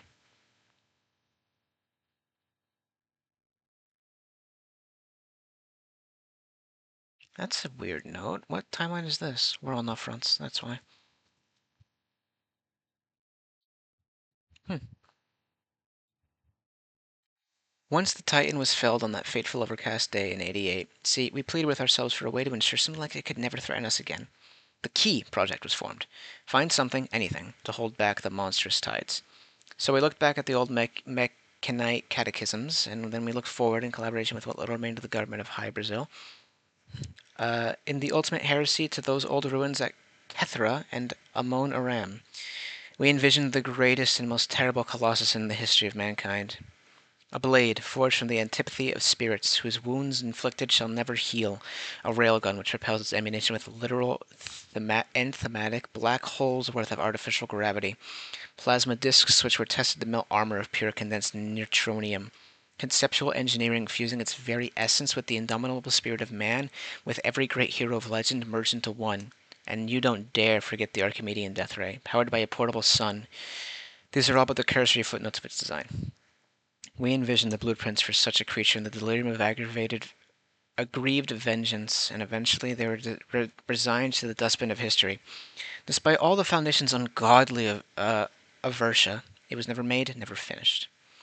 I do not recommend the completion of the Dragon Slayer lightly, but my aid has been requested in this manner, and I have come to the only conclusion which I can. With the amassed thaumaturgic potential of the entire doomed timeline, SCP-9000 is a large-scale aggressor unlike anything we have faced. And if it should have its way with the walls of Delta T's fortress, as I understand it, the stability of the entire temporal compass will be in jeopardy. With some additional modifications to its ontological field, Dragon Slayer can be revised to endure the void of outer reality for long enough to engage with the threat. What's more, its completion is entirely possible. O5 informs you there are timelines in which the first kaiju at Brazil was not the only. Foundation's technology was outdated by present standards to the order of almost 40 years. This is the Anastasis Hub, which I presume this has been about, but it didn't give me the link at the start. Rise, awaken, feed, raise, learn, return, kill, after. I guess it could be, is what it's saying? Who knows. And in that those we indeed constructed the project as to much success as can be reasonably hoped. Those, I may add, were instances which Foundation technology was outdated by present standards to the order of almost 40 years. We, too, can continue it. The plans are fully drafted, ready to go. Theoretically, there is no flaw. In the early 90s, we even began constructing the basic chassis of the mech. Then we stopped. It took too much of the budget. Probably the largest chunk of any single project by a considerable proportion, or so we were told. In short, it took us half a decade and more than the GDP of most medium-sized countries to get less than halfway done with the mech's skeleton. Now we have to finish the whole thing. 2 weeks. Our rival is the inexorable embrace of death. The dare to plunge into the absence of all worlds and emerge the victor in a triumphant blaze of glory. Those murky waters of deep time may be dark and impenetrable, but we can withstand their billowing waves, that much is clear. We're just going to need a bigger boat. Progress report. ETRA Project Temujin.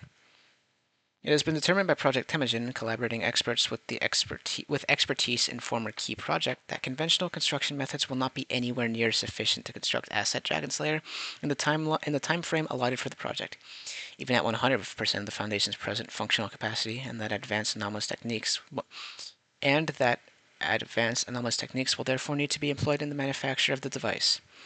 After much discussion with relevant departments, Project Temujin and the Emergent Threat Tactical Response Authority had converged on high-tech alchemy as the sole feasible means to synthesize Asset Dragon Slayer's components directly from raw materials within the allotted time span. Alchemical apparatus of such caliber would be necessary to perform this manufacture would be necessary to perform this manufacture are in the possession of the Foundation, but they have never seen such intensive regular use. Doing so requires a grade of arcane reagent, the process of whose production and refinement is well beyond the scope of present civilization's technological and magical advancement.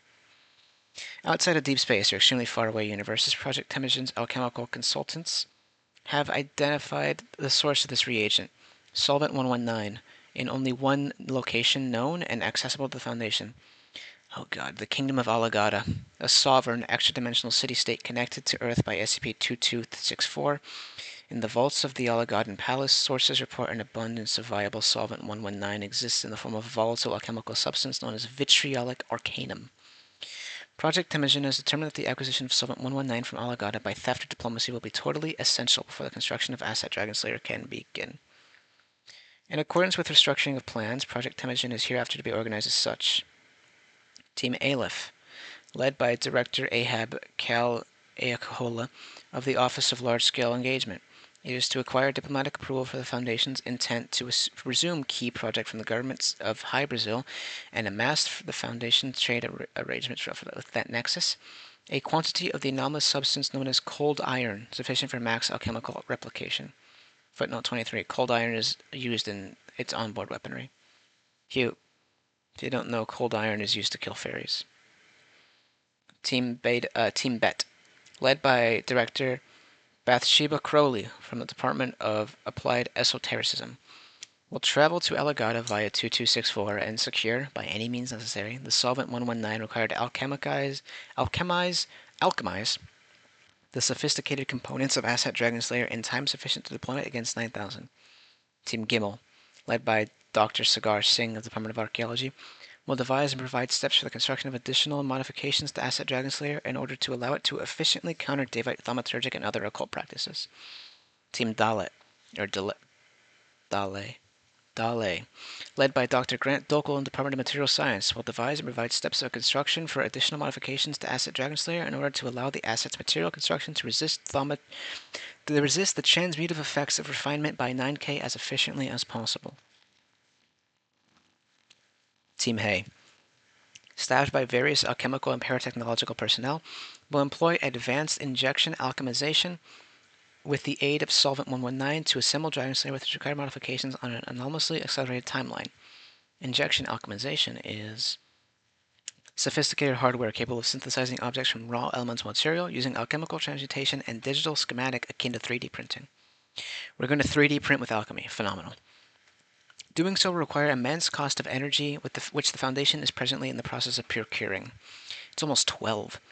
Footnote 25. Further details forthcoming at your high command. We wish all personnel involved with Project Temujin good luck and Godspeed. Dan Blank, Director ETRA. Dr. Kiori, you're absolutely sure about this? Director Cal Ikahola. With your approval, I would be. You were around for the early days of Project, after all. Dr. Kiori, you know I'd do anything to see it finished. Because it all makes us safer, of course, not because I'm hunting any particular giant monster. Director Cal Akahola.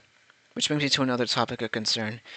If I suggest this and they go ahead and we build it, well, to them it would be much more than just the only option we had for the ultimate crisis. They'd want to use it again. Dr. Kaori. We can absolutely not let that happen. Director Cal. I'm just going to call him that now. Yes, but there's a fix for that, at least in theory. Dr. Kaori. Of course. Key was commissioner of the High King's approval according to the old plan. We would share responsibility for it with Brazil. It was strictly defensive. They insisted to keep us in line. Director Cal.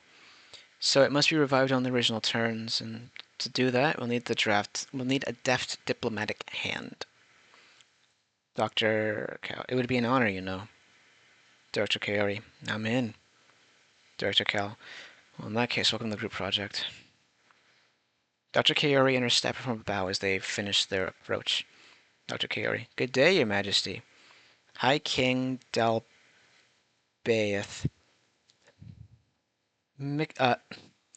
Mikasa, my old friend, we would give you the full royal welcome, though you look to be in a rush. Unfortunately, I can't quite bring myself to suspect you've graced the shining shores of Brazil with your presence today for a recreational trip. Dr. Kaori. I'm afraid it's true.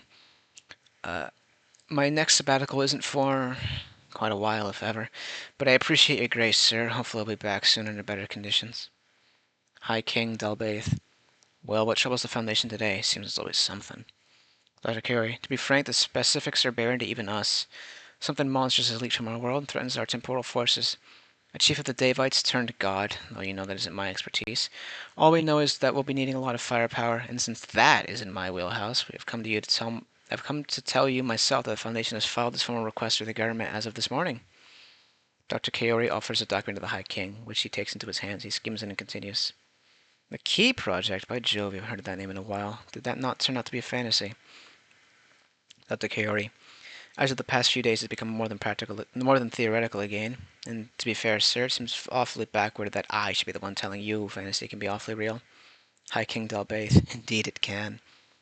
Dr. Kaori. So, what do you think? Just like old times? Need I mention we will be needing quite the bit of cold iron, and that means a hefty profit for you. High King Dalbaeth. Of course, we have our concerns, but as you know, Brazil will always welcome a greater defense for her shores.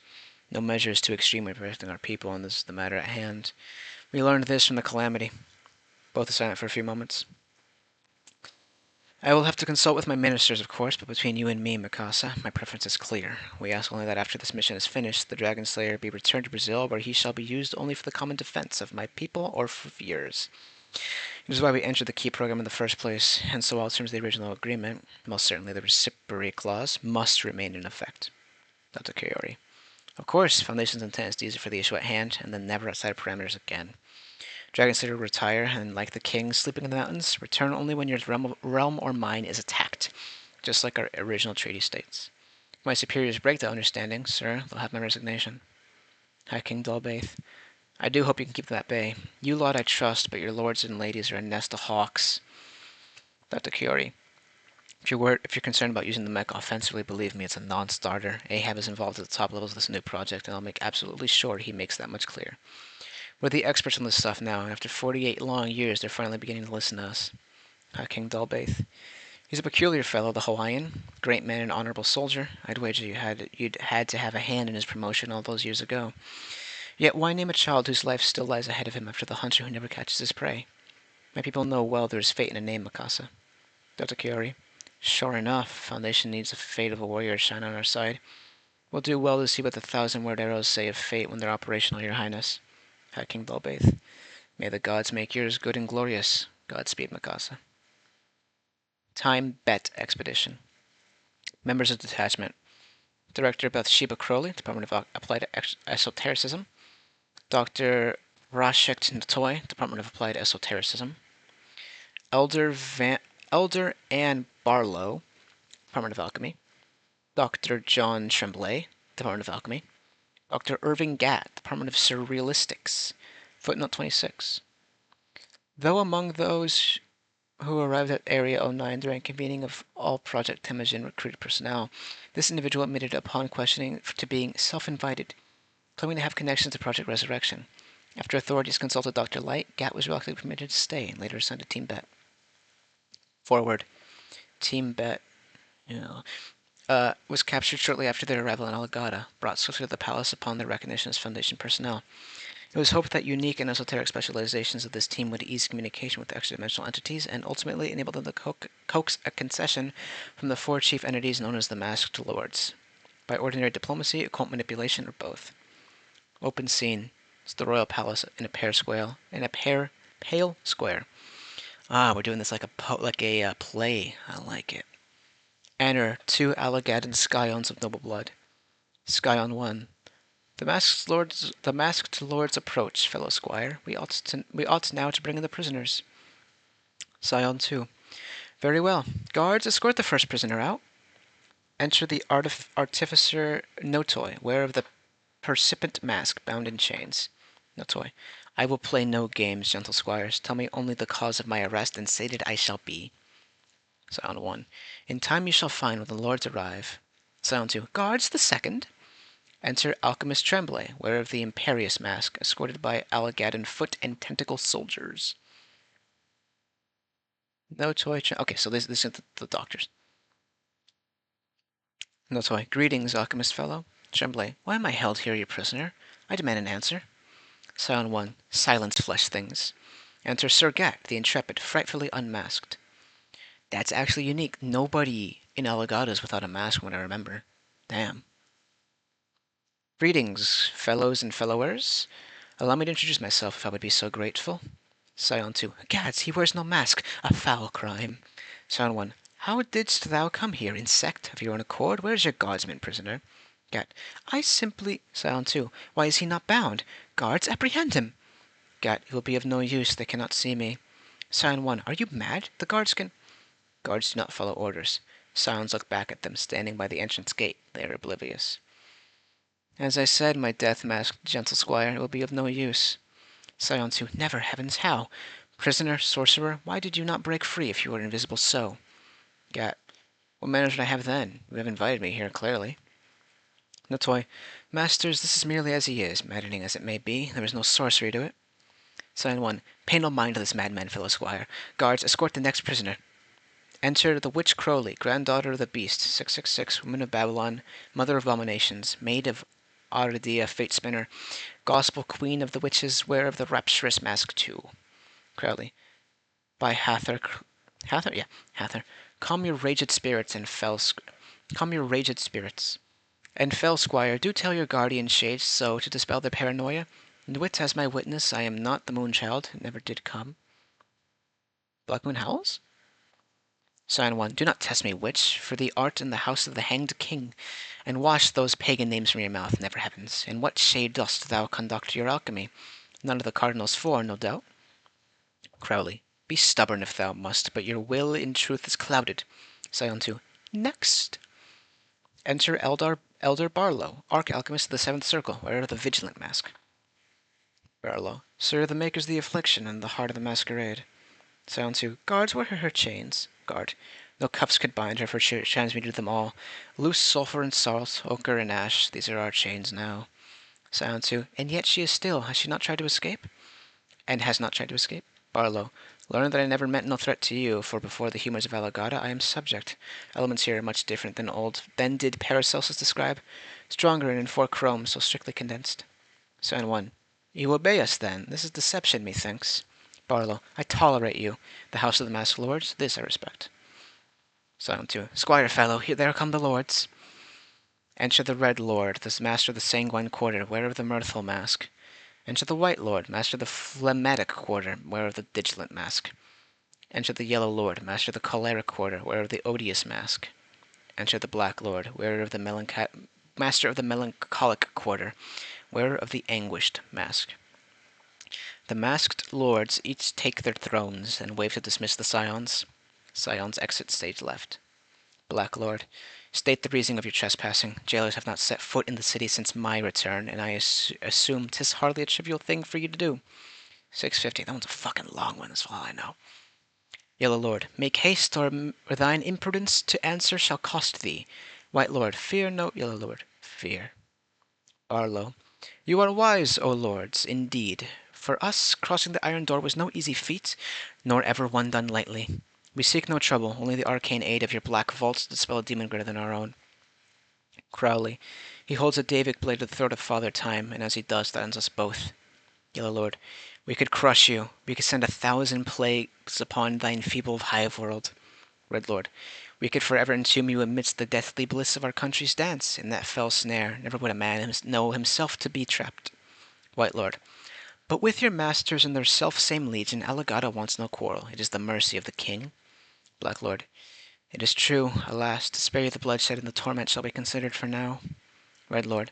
Explain your tragedy, thee worms of the senses. Crowley. It is your reagent which we humbly seek, but a drop, and this will fuel the engines of our masters for an aeon of feeble earth years. White Lord. But what doth the pale city gain? Black Alagata, a font of unlife, exult forever in the divine filth, in the debaucherous rot, in the deathly passion of the masquerade. Its continuation be our only object. Yellow Lord. Proceed henceforth with our end of the bargain, or little human will remain of you when we are done. Notor. You are grand indeed, lords, and grander you shall be as we make quick of your dirty work. As the alley cat, we shall clear this scoundrel from the way.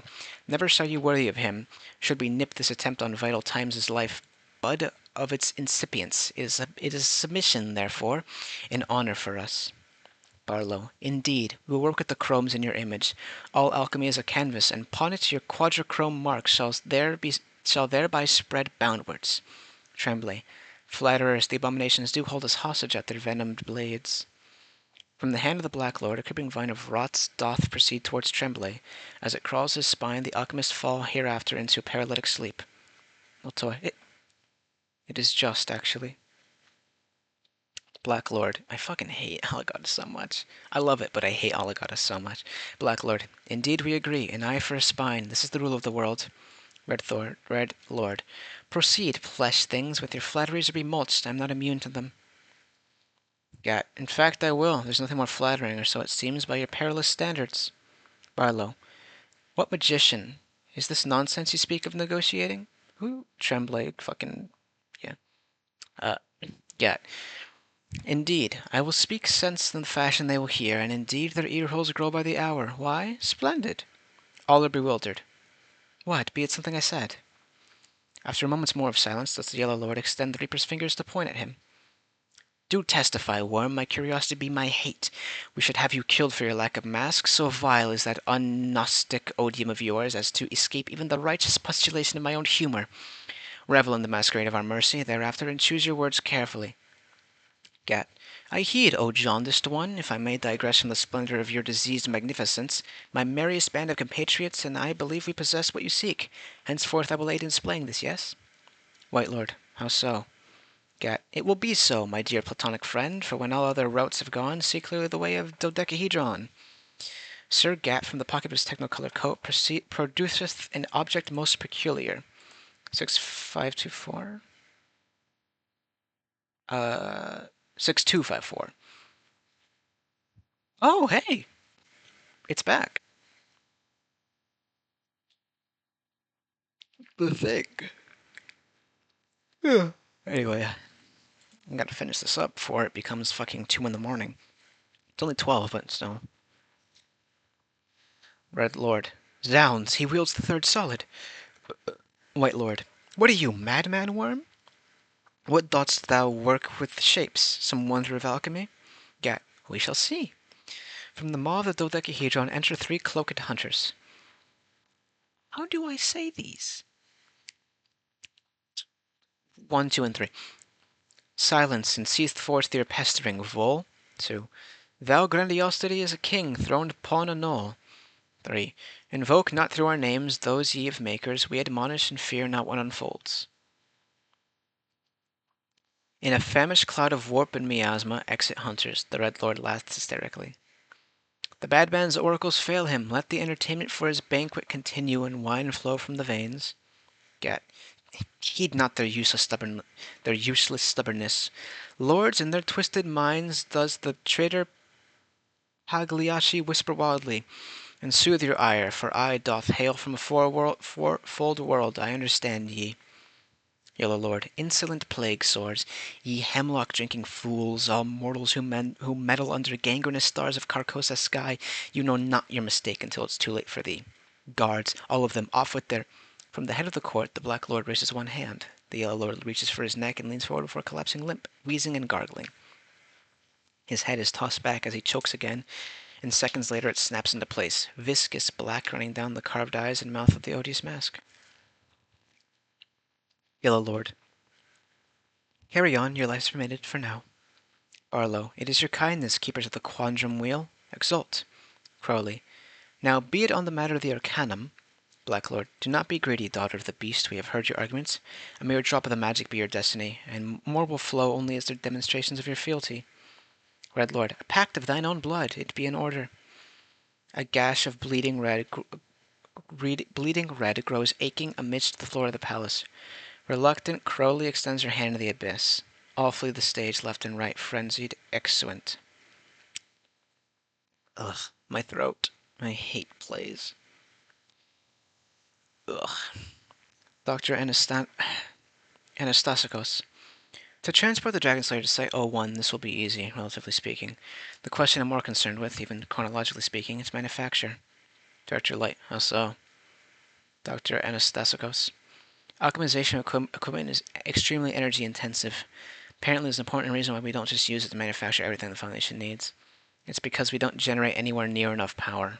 The amount of energy required to perform this task seems inconceivable, or worse, ontologically destabilizing. Director Light. Yes, generating the energy. Dan put himself and Daniil in charge of that. God only knows what those two maniacs will do. But what leads you to believe we can't do it? Dr. Anastasakos. I've seen what our physicists are putting out, and the figures are concerning.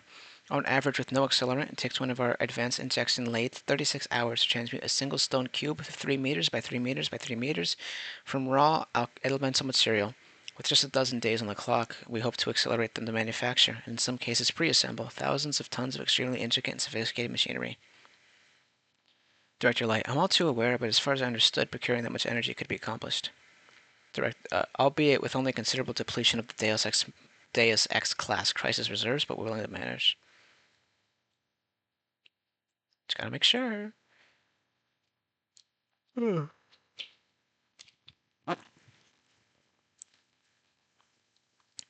Said a king. Toward my kingdom they stride on long and pale legs, cross Ta-Athes's claw, through those wastes of black ash and old salt depths. Above the mountains of the north they bound in one monstrous jump. The demons, I say, the dread gods of old. Golden arrow, bolt from heaven, save us all. Said a spear. Dare not to wield me in vain. The old gods are of no consequence. Dispel yourself of their illusions, or I will not be yours. For I am pledged to no throne and sovereign to no supplicant. Tell me, if you're deserving, what is a god? Said a king. But are thee not a shard of loathing and breaker of the gods? I plead to none of them, but instead to you.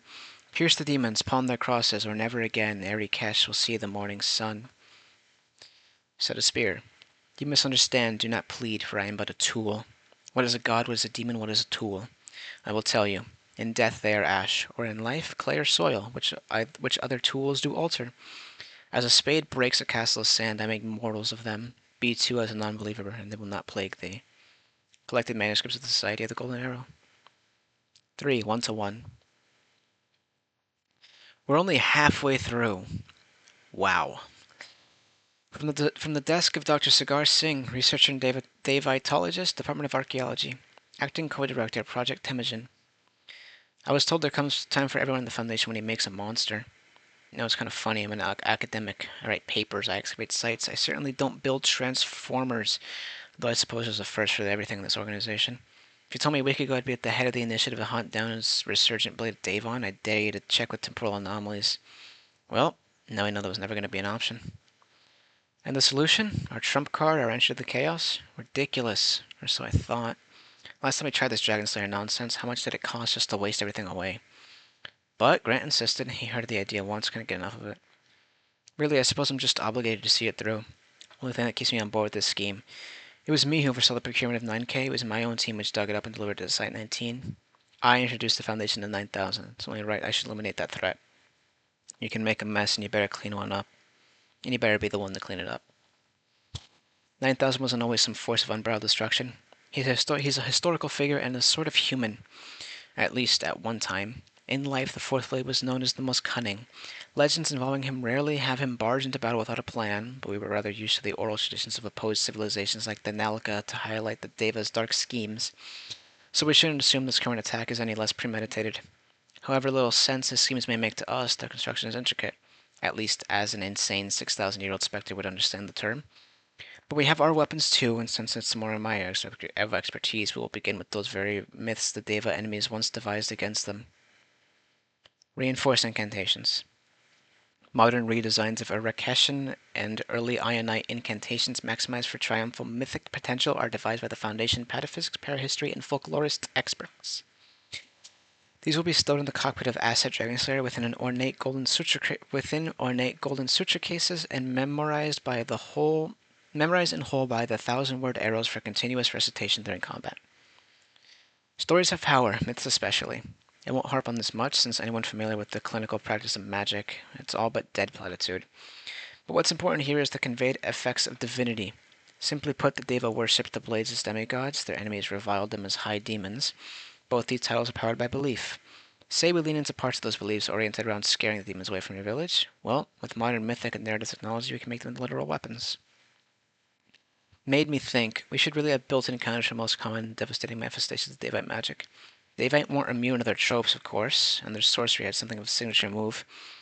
So let's not beat around the bush and address the most obvious issue, the Chronicle itself, or more accurately, whatever derived spells you may have on hand. Feature: Predestination Armor. Qualities: Exoskeleton of Asset Dragonslayers be loaded with subdermal array of Nyank Anastasicos Constant Temporal Sync exacts.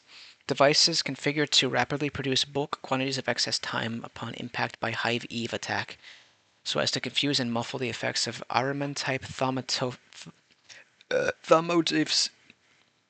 which ordinarily enable Davite chronological magic to immediately alter the present via the past.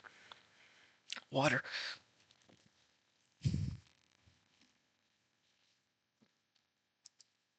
My throat is so sore. How long have I been recording for? I've already been recording for almost 2 hours. Recording halfway done, dude.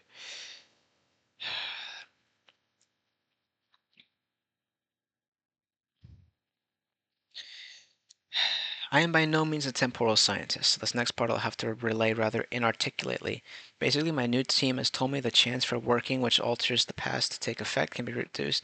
For a working which alters the past to take effect can be reduced by a dilution if a significant amount of excess junk time is generated to flood the zone right after the spell starts to adhere to reality. The tracks with how we understand Davite thaumotifs to correct history.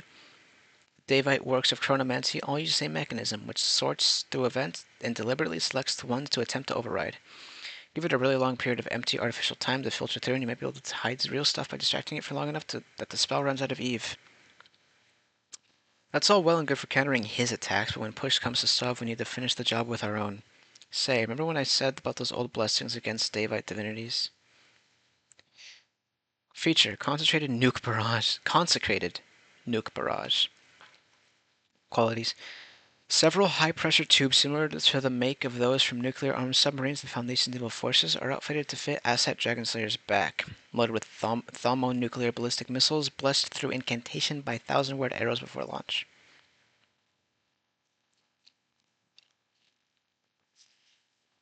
Should I just do this in fucking 2 parts? I might. You'll know, I guess.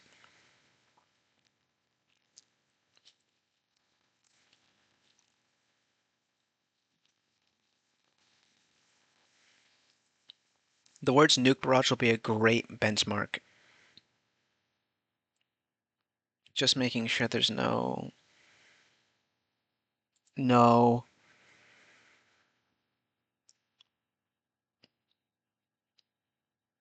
Oh, thank God.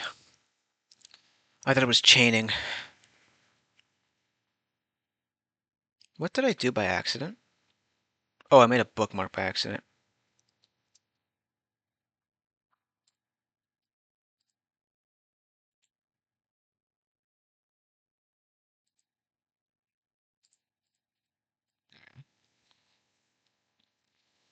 This should get the... Yeah, they're loaded with missiles blessed through incantation by 1,000 word arrows for lunch. This should get the job done if we can manage to sustain assault. The blessing spells are based on a favorite story of mine, which we find not only in the oral tradition, but written in a few sites what was once the southern part of the empire. Myth goes something like this. A demon bound to the Deva's service is descending on a small village. All the townfolk are despairing. The guy was infamous, extremely hard to kill even with powerful magic. Since his catch was the only weapon capable of slaying him was the one he wielded. Now the village elder has a bright idea. Demon is also an infamous glutton, so before he eats everyone in the village, he'll have his family invite him over for a banquet as a dimension sort of appetizer. Elder gets his high priest to bless his common cooking knife. Weapon is weak and ordinary, but the blessing potent enough to slay a demon. And then some in a single blow. Slay a demon and then some in a single blow. When the demon arrives at the chieftain's banquet, the second he wields an ordinary knife to cut the bread, they stab him in the back with the blessed knife. Demon explodes into holy flames instantly. Huh. I like that. We're reverse engineering it so it works on a nuclear bomb. Sounds simple, right? Just one last thing, promise. Anomalous qualities. Feature. Metheme enchanted armor. A colossal beryllium bronze anchor to be outfitted to the cannon affixed to the asset Dragon Slayer's right arm. Returns to the mech after fired via high-tension carbon fiber cord. Upon impact with a nefarious target, the anchor is engineered to inflict the literal thaumic and narrative weight of retribution borne upon the target by their immoral deeds. Across the surface of the weapon is inscribed the following spell in several thousand human and non-human languages. Just as the children of the Seventh Bride once ridded the cosmic ocean of its monsters with their spears, so too does this weapon vanquish the legions of her torturer. An allusion to the Leviathan hunters of Ahabet and the Davite creation myth. Sure. Rise, soldiers of the doomed war, from your morbid natal crib of dust and blood, and take up arms against the tyrant of the darkness below. Narratives like this don't just have power and magic, much to my surprise. My new colleagues have told me they carry their weight in delivering smackdowns to kaiju. Well, it's awfully convenient for a finisher attack. After all, everyone likes a climactic finale, don't they? Soon, at long last, this will be over. Finale will come, and in glorious blaze of holy flame, God willing, I will rid the world of my mistake. Soon, but, or so it feels, never quite tomorrow. There's still much work for us to do. We have our designs, we have our schemes, but a mark of a good plan is that it's executed just as smoothly as it was conceived. Let's get this show on the road, Project Temujin. From the desk of Dockel, Senior Researcher, Department of Material Science, Assistant Co-Director, Project Temujin. Well, shit. There's long been talk among 914 team about ceasing routine testing. Those damn clockworks have created more individual anomalous objects than anything else I have the clearance to know about. These products have been, for the most part, completely harmless. Simple trinkets we can lock away in a box, and as far as anomalies go, it's about as good as it gets. At the same time, the outputs have rarely been truly useful either. While we're not exactly producing real threats to life or normalcy, the daily churning of arbitrary objects through its gears, the conversion of junk into different but still valueless junk, is rarely an exercise for its own sake. We've a world-class facility and some of the unveiled world's greatest minds doing little more than busy work, day in, day out. So why do we keep doing it? It's comfortable. Though outputs are really predictable and inputs consistently vary, routine's the same. Find an object in one end, out the other. Record. There's a reason seasoned researchers flock to Facility 23. My guess? Stability. Consistency, security of the work. When you're not just peered behind the veil, but fully immerse yourself in it, in the swirling chaos of the cruel, uncaring world, you start to yearn for routine. It's simple, yeah? That's all gone now.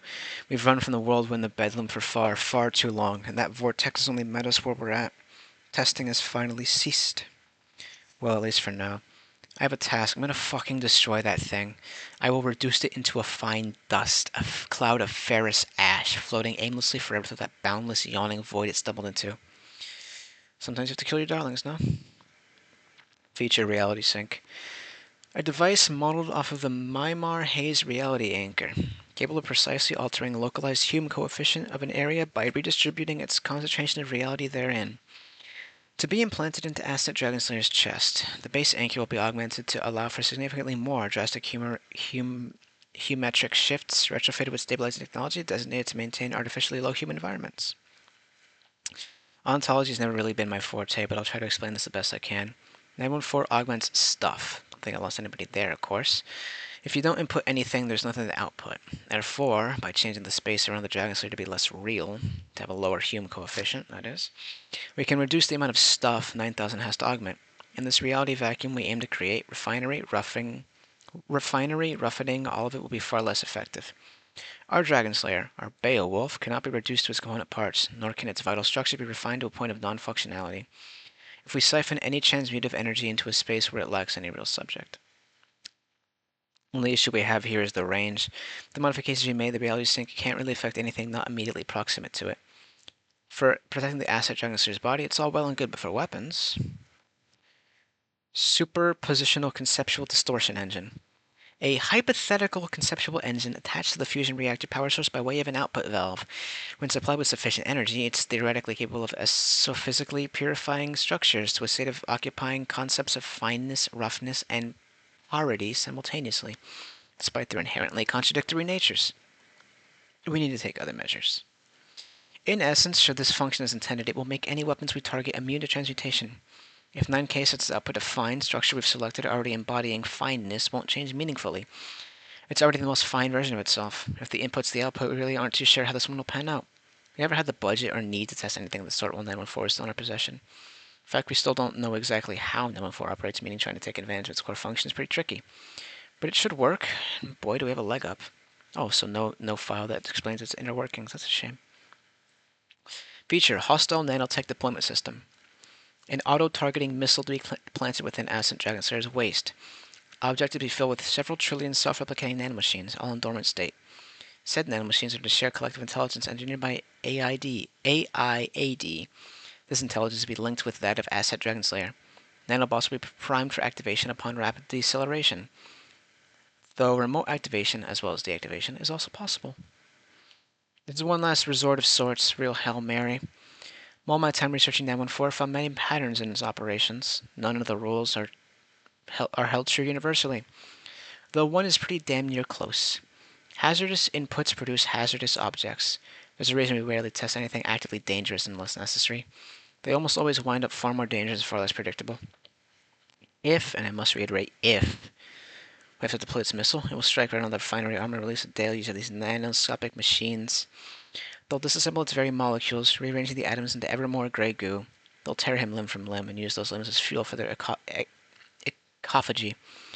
Should it try to fight back? Should it try to dare to transform these little silicon devils? Whenever it comes out, will be far, far worse. Ugh, disgusting. I love it. That's gotta be Chekhov's gun, right? This is our chance to prove our dominion over the horrors of the world, show the chaos we've run from that we're no longer afraid.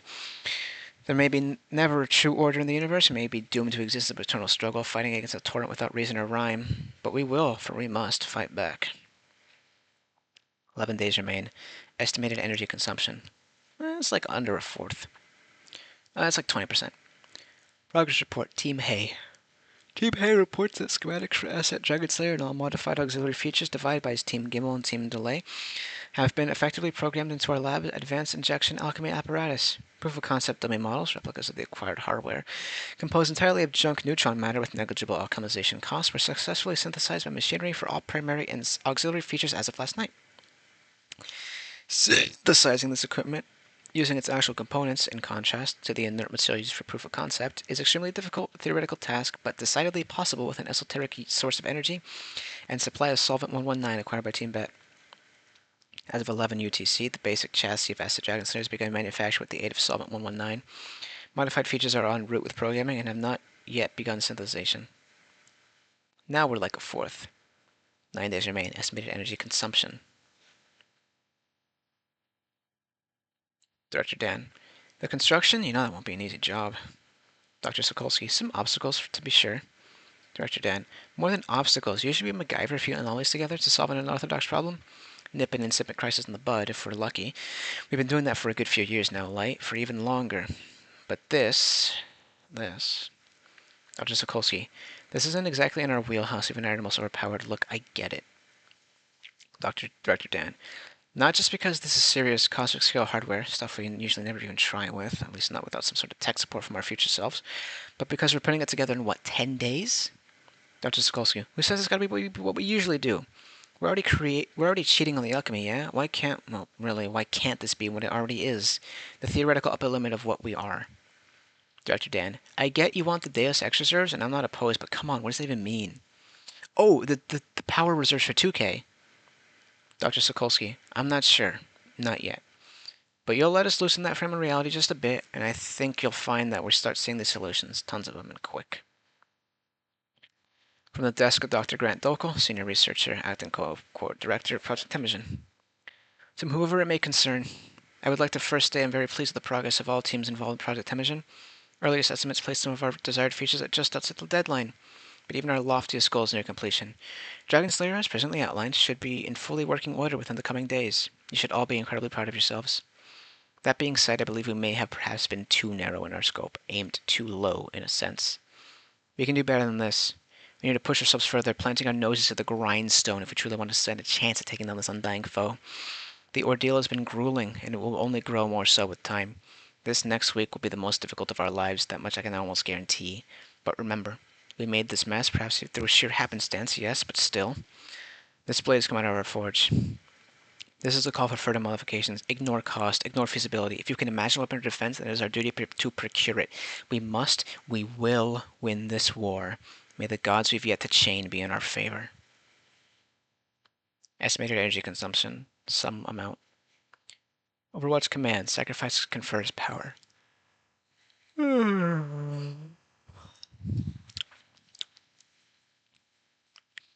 Hereafter, the resolution proposed to the Honorable Council by Her Dread Clandestine Excellency, Overseer the 10th, on advice and recommendation of the Emergent Threat Tactical Response Authority and other departments and divisions in General Administration.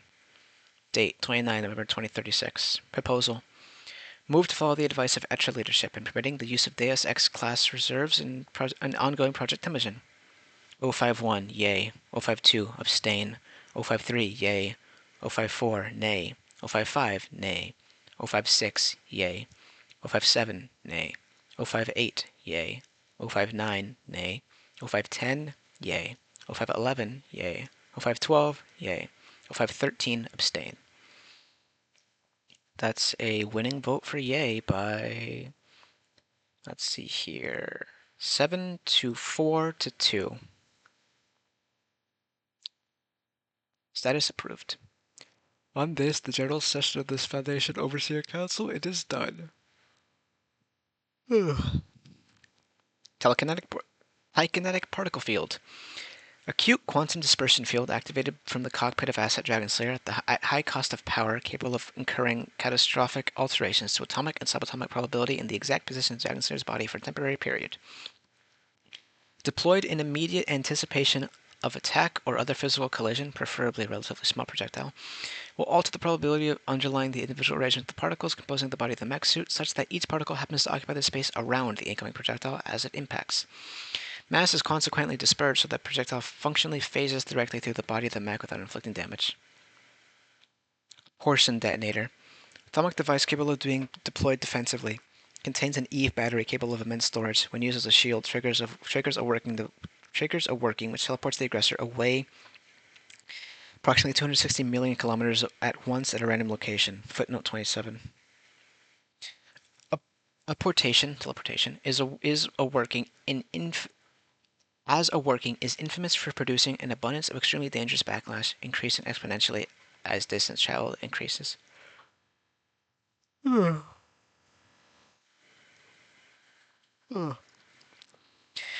Hereafter deploys an extremely intricate nuclear-powered apotropaic charm on the target, sourcing energy from Asset Dragon Slayer's stellar fusion source. Charm attempts to flip all atomic backlash from the working onto the target, warding it away from Asset Dragon Slayer. Subsequently, it does the same for atomic backlash produced by weaponizing the backlash of the initial working, and then the same for the backlash produced by attempting to weaponize this backlash, and so on.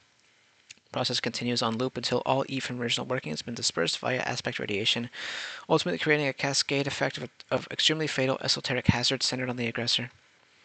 6 days remain. Energy consumption is a little bit over half. From the desks of Grant Dokel, Acting Co-Director Project Temujin.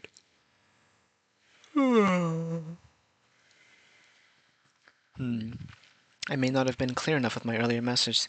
That's on me, I apologize. We have, at present, all Foundation resources at our disposal. Quite literally anything is on the table. And this, I mean, it's great, don't get me wrong, but is this truly the best we can do? This is our chance to prove the superiority of man in a world of monsters. Prove that the most perfect enemy, the most finely constructed foe, is but an ant under our boot. We cannot win this war by a hair. Our victory is to be brutal and unchallenged, absolute and monumental. Or have we truly won it all? This is my sole mission. We have been thrown from routine, cast onto this path, for the path of the Guardian, us made unshakable by paladins by the powers that be. Bigger, bolder, further. Dr. Singh, what does he mean, not enough? Not enough? Foundation's never made any weaponry like it. Dr. Montauk, I suppose I get it, better safe than sorry, but this? Dr. Singh, I suppose we're not the experts. Thread this through Etra. 4 days remain, a little bit under 75% of energy consumption. Director Dan, narrative screwery? Just let go of realism? It's dangerous. Dr. Sokolsky, maybe. But if you pretend the world is all that serious, why isn't it? All I'm saying is, why we can make reality go out to lunch at the drop of a hat, and we aren't weaponizing that? Director Dan, I suppose the Foundation's pushed those limits of possibility before, but for justifications worse than this one.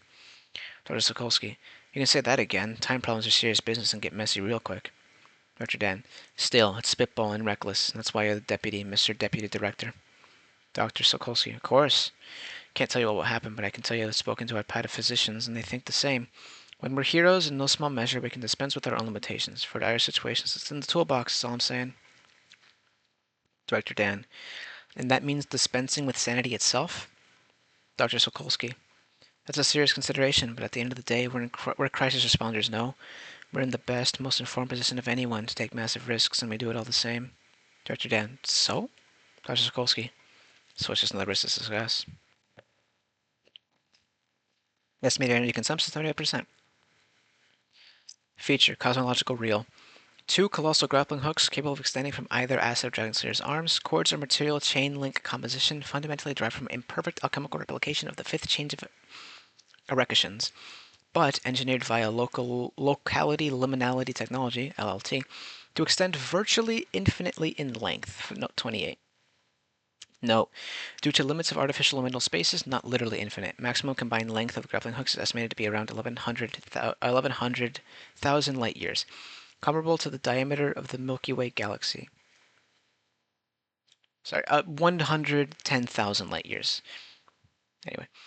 Such that refinement by SCP-9000's transmutation on one section of the chain can be counteracted by unraveling it further, enchanted with a number of highly intricate thalamic binding and ensnarement workings which apply immediately upon contact with the target, making disconnection from grappling extremely difficult, can be used to reel in hooked targets with immense force, or drive Acid Dragon Slayer toward them with great momentum. Both uses are amplified with application of a high amount of artificial directional gravity in a fashion similar to that of Beowulf's secured rail. Triumphant Mantle. Modification of the pataphysical mantle, threaded from the Acid Dragon Slayer's breastplate through to its heart, and powered by a wave's portable sun vent. Manifests outwardly as a golden set of upper body armor for auxiliary narrative effect. Attempts to make immediate microscopic corrections to narreme field, which invert direction of plot progression wherever text beginning with a negative story arc, e.g. at any point confrontation where narrative satisfaction leads towards the appearance of Acid Dragon Slayer losing the battle. From Singh, acting co-director, Project Division. Grant left on a tangent today, again. Engineers are apoplectic. Nothing is ever enough for him. I don't think I've seen him eat or drink in days. I've got something to read on the man, being around him so much for this week and change. 914 has been his entire life. Started with it, got famous researching it, got placed in charge of it. Now he wants to destroy it. He wants to fucking obliterate it, cast it aside and move on.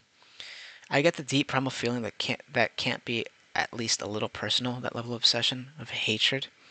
He wants only to move on, discard it for grander things.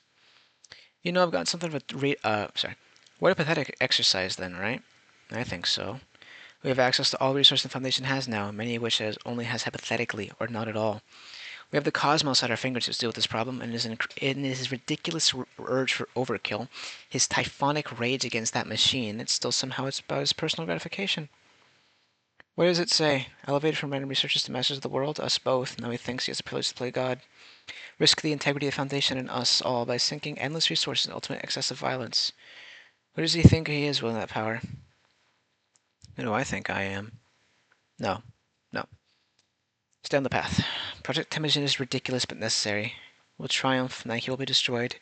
And, in the true fashion of the Foundation, it will not be personal. It will be cold, it will be impartial and absolute.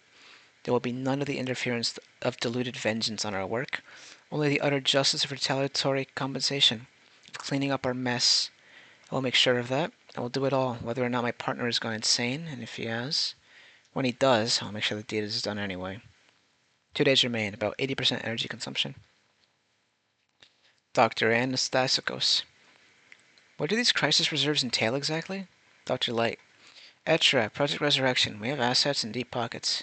Foundation in the whole has deeper ones still. We have no shortage of esoteric power sources. Thaumaturgy, reality warping devices, narrative manipulation, both subtle and direct. Anachronist technology, like from the annex in your department. We have insurance plans that guarantee coverage of the literally, logically impossible. Deities owe us miracles by contract. We can alter the fundamental laws of nature in a safe, controlled environment.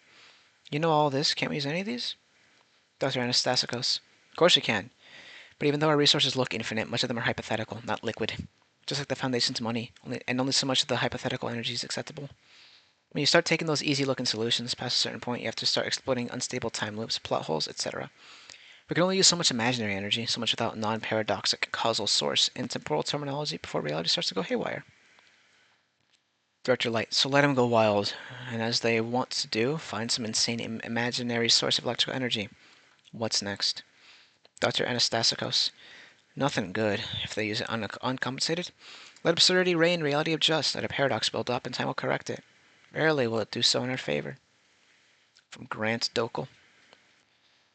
Dreamt of something last night. Was in my office at Facility 23. Drafting up a test, scribbling on a notepad. Chicken scratch on every page. Cacography. Pen had a will, and though I tried to control it, to inscribe sheets with my plans, the specifics of which have been lost on me, it would not let up. We fought for hours in my office, producing line after line of incomprehensible ink smears, and eventually it won.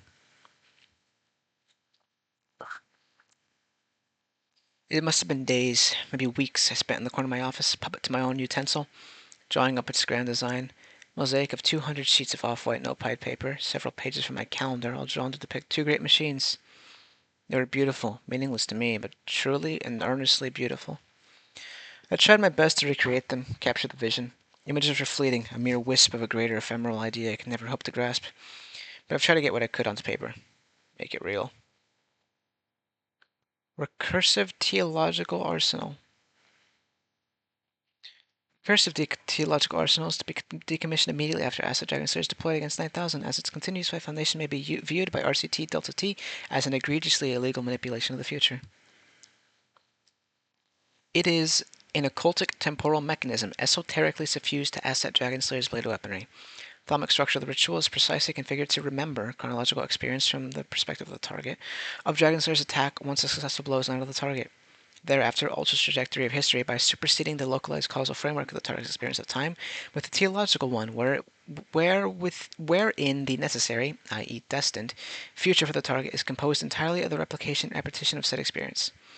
Functionally destines any attack which Acid Dragon Slayer inflicts to be continually reflected on its target every moment which they progress forward in time, leading to expendant buildup of massive cumulative damage. Philosopher's Crucible. Powered by a modified fission reactor embedded within the chest of Acid Dragon Slayer, which continually cycles solvent 119 to produce gold from lead, using alchemical control rods of pure elemental lead in lieu of nuclear control rods to keep the rate of transmutation in control.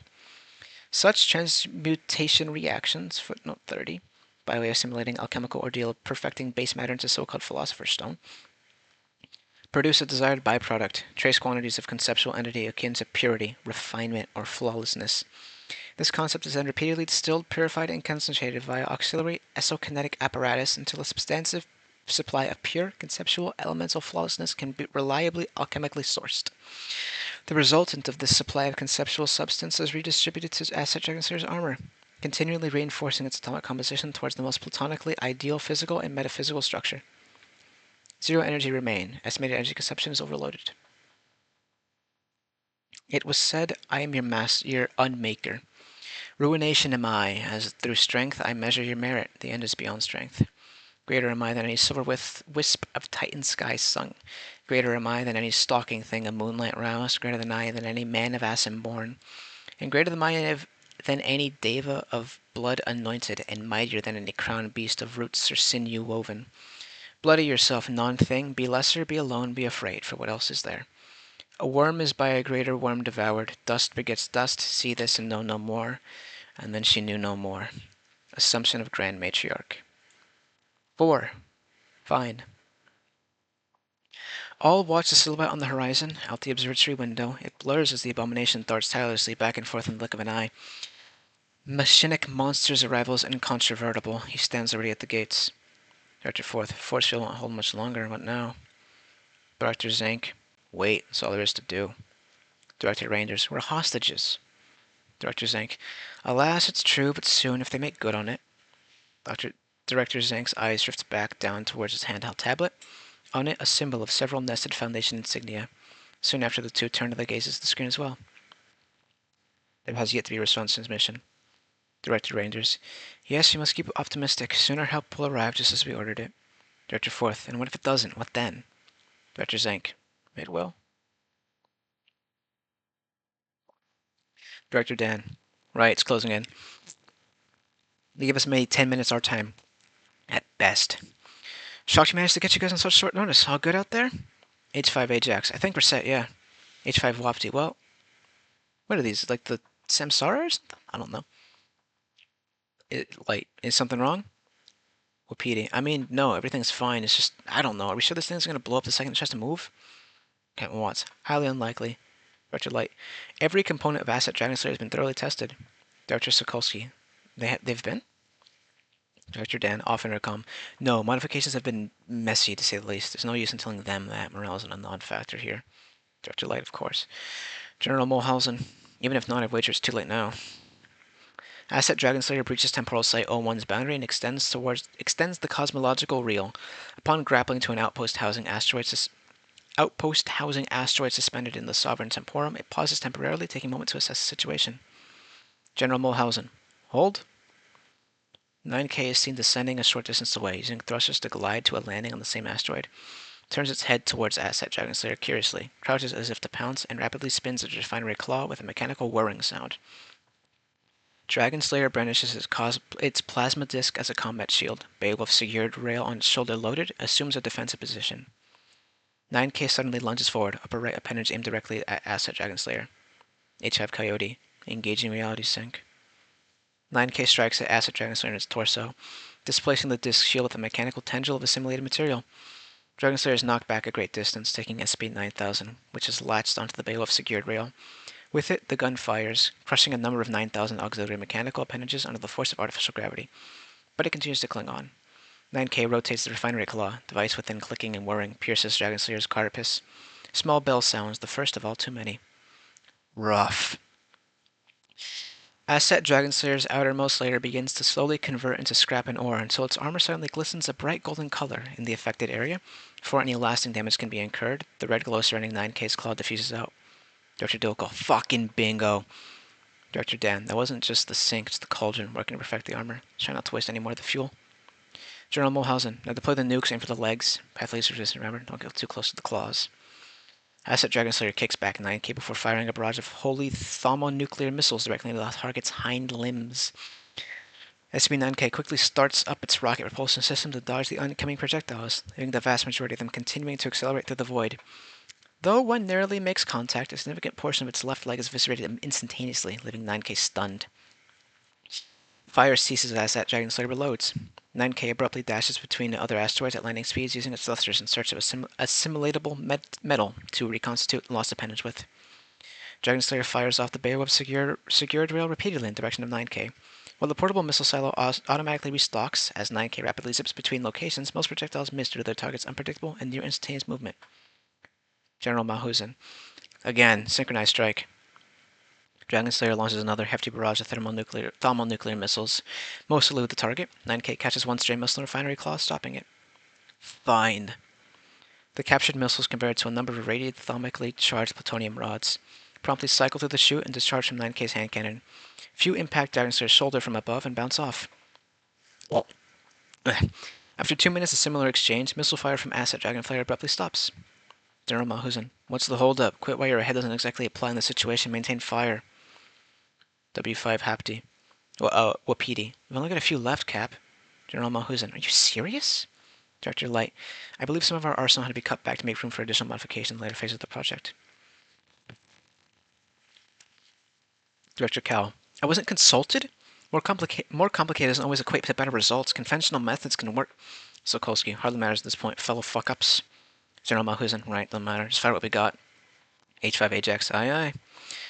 Asset Dragon Slayer deploys the last of its consecrated missiles. None hit the target, which moves about in a blur of sonic confusion. One is siphoned into 9K's transmutive chute. Very fine. Glowing rod of unknown metal is fired from 9K's cannon, spiraling through the air, aiming directly at Dragon Slayer's left arm. Dokal, nanos, now. Light, that does not seem... Now! Interior, temporal site 01. Trilaterum is in session, gathered around an observatory window. Director Fourth. How are things looking out there? Rangers. Hard to really say. 9000 can be seen fending off an animate metal structure which has affixed itself to the object's transmutive claw. As the Dragon Slayer lies on the ground, struggling to retain a stable position. Zank. I suppose there are truly no winners in war. Rangers. We didn't request this, did we? Zank. Most certainly not, and to be totally clear, you also anticipated something else? Fourth, you can say that again. MTF to extract us or something. Isn't the Pact still obliged to do cleanup here? That's just some fine print I'm not familiar with. It is, of course, so what could have possessed them to use... Zank. It is, of course. So what could have possessed them to use that? I truly have no idea. Upon re-establishing balance, Asset Dragon Slayer grapples 9000, which had been attempting to escape temporarily to manage the ongoing assault from hostile nanomachines. Using the cosmological reel, the force of the mechanism pulls two titanic mechanical entities towards each other at extreme speeds, resulting in a collision firing shrapnel from both far into the distance. As Asset Dragon Slayer collides with 9K in the air, withdraws retractable plasma with wrist blades and leverages the force of impact to pierce the target's mechanical chitin. Two continue to fight in spite of the immense structural damage sustained. Dragon Slayer attempted to continue rapid stabs at the wrist blades until 9000 loosens itself from Colossus' grip and partially escapes. 1000-word arrows. Strike the demon, let the fell liquor flow from its iron veins. Triumph, champion of the world. Our champion. 9000 disappears in a flash and dashes behind Dragon Slayer to snatch by the leg with her fine ray claw. Force. Conceptual distortion engine immediately acts to soften the blow. The surface of Asset Dragon Slayer's armor rapidly alternating between unaltered crystalline and molten forms. But 9K's refinery ultimately renders much of the mech's leg rusted over or reduced to scrap nevertheless. Pilots reroute energy in the fusion power source Philosopher's Crucible. 9K escapes holding a severed foot and begins to bulk refine the obtained material into ammunition for his hand cannon. Fine, fine, fine, fine. Christ. Response should be here by now. The real response, I mean. Zank. Give it time. Rangers, that's all we ever had to give. Dr. Singh, he's gaining ground. 9K, having severed several of the major structures around its refinery cloud, further comprising of its body by hostile nanomachines, thrusts its chute towards Asset Dragon Slayer's head. Refined metal cannonballs and raw components alike rapidly expel from the object, spat back out at high speeds at varying settings. Rough, fine, coarse. Asset Dragon Slayer is impacted by a hail of projectiles and struck backwards, wields plasma-edged discs from its head and brandishes as a shield, blocking the storm of shrapnel while firing off occasional shots with the Beowulf secured rail, most of which 9K dodges. Dragon Slayer continues on the defensive, allowing cumulative damage of the recursive theological arsenal to take effect for a few minutes. Dokal, high ground, activate the Tyche field no, fire up the mantle wave. Director Cal, no. Conventional tech, stronger we become, the more susceptible to...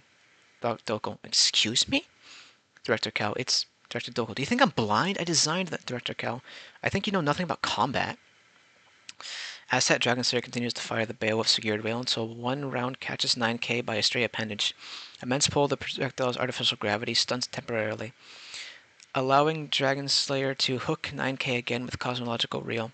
Two titanic machines trade blows at relatively close range for a time, 9K making heavy use of its absorbed anomalous thrusters to dash rapidly in and out of view. Dokal, we need to finish it. Power up the mantle. Director Cal, fool. Director Singh, this is not the... Director Dan, we should have almost enough energy. It's at the detonator. Dragon Slayer reels 9K with the cosmological reel, attempting to prompt an attack. It slashes the refinery claw, catching a grasp of section of the Erekesian chain and twists mechanically. Rough. Parts of the chain become barbed. 9K lashes it back at Asset Dragonslayer. Dragonslayer immediately deploys the appropriation detonator in response. 9K remanifests according to radar systems, approximately two-thirds of a lunar perigee away. Thermic backlash immediately constitutes and dissolves an artificial stellar mass at the location of teleportation, catching 9K in the explosion of stardust. With instant reflexes, it readies a refinery claw. Very fine. Still propelled by the force of the explosion, 9K expels a large condensed neutronium pellet from its cannon into the void. With 9K's warp thruster still in active use, Dragonslayer leverages the target's superluminal velocity to reel it back towards itself, using the cosmological reel within less than a minute. All throughout, recycled thermic backlash creates explosions of holy flame reverberating throughout 9K's body. For now, Dragonslayer's grapple on its target with the reels maintained. Dokal, power the mantle, turn the sides of the battle, now! Director Cal, play it safe, just repeat the same loop again, teleport array, reel back in, repeat, don't listen to him. Dr. Dokal, no, finish it. Once it's close enough to Dragonslayer, 9K flies around the mech in rapid circles, partially wrapping the mech in its own chain. 9K again clamps onto the chain using his refinery claw. 1-to-1. Cosmological reels chain links rapidly loosen and begin to loop and wrap in on themselves, forming a practical Ouroboros which enables 9K to zip away by thruster. Dragonslayer likewise uses plasma wrist blades to free itself from the chains, quickly tries to relocate the target.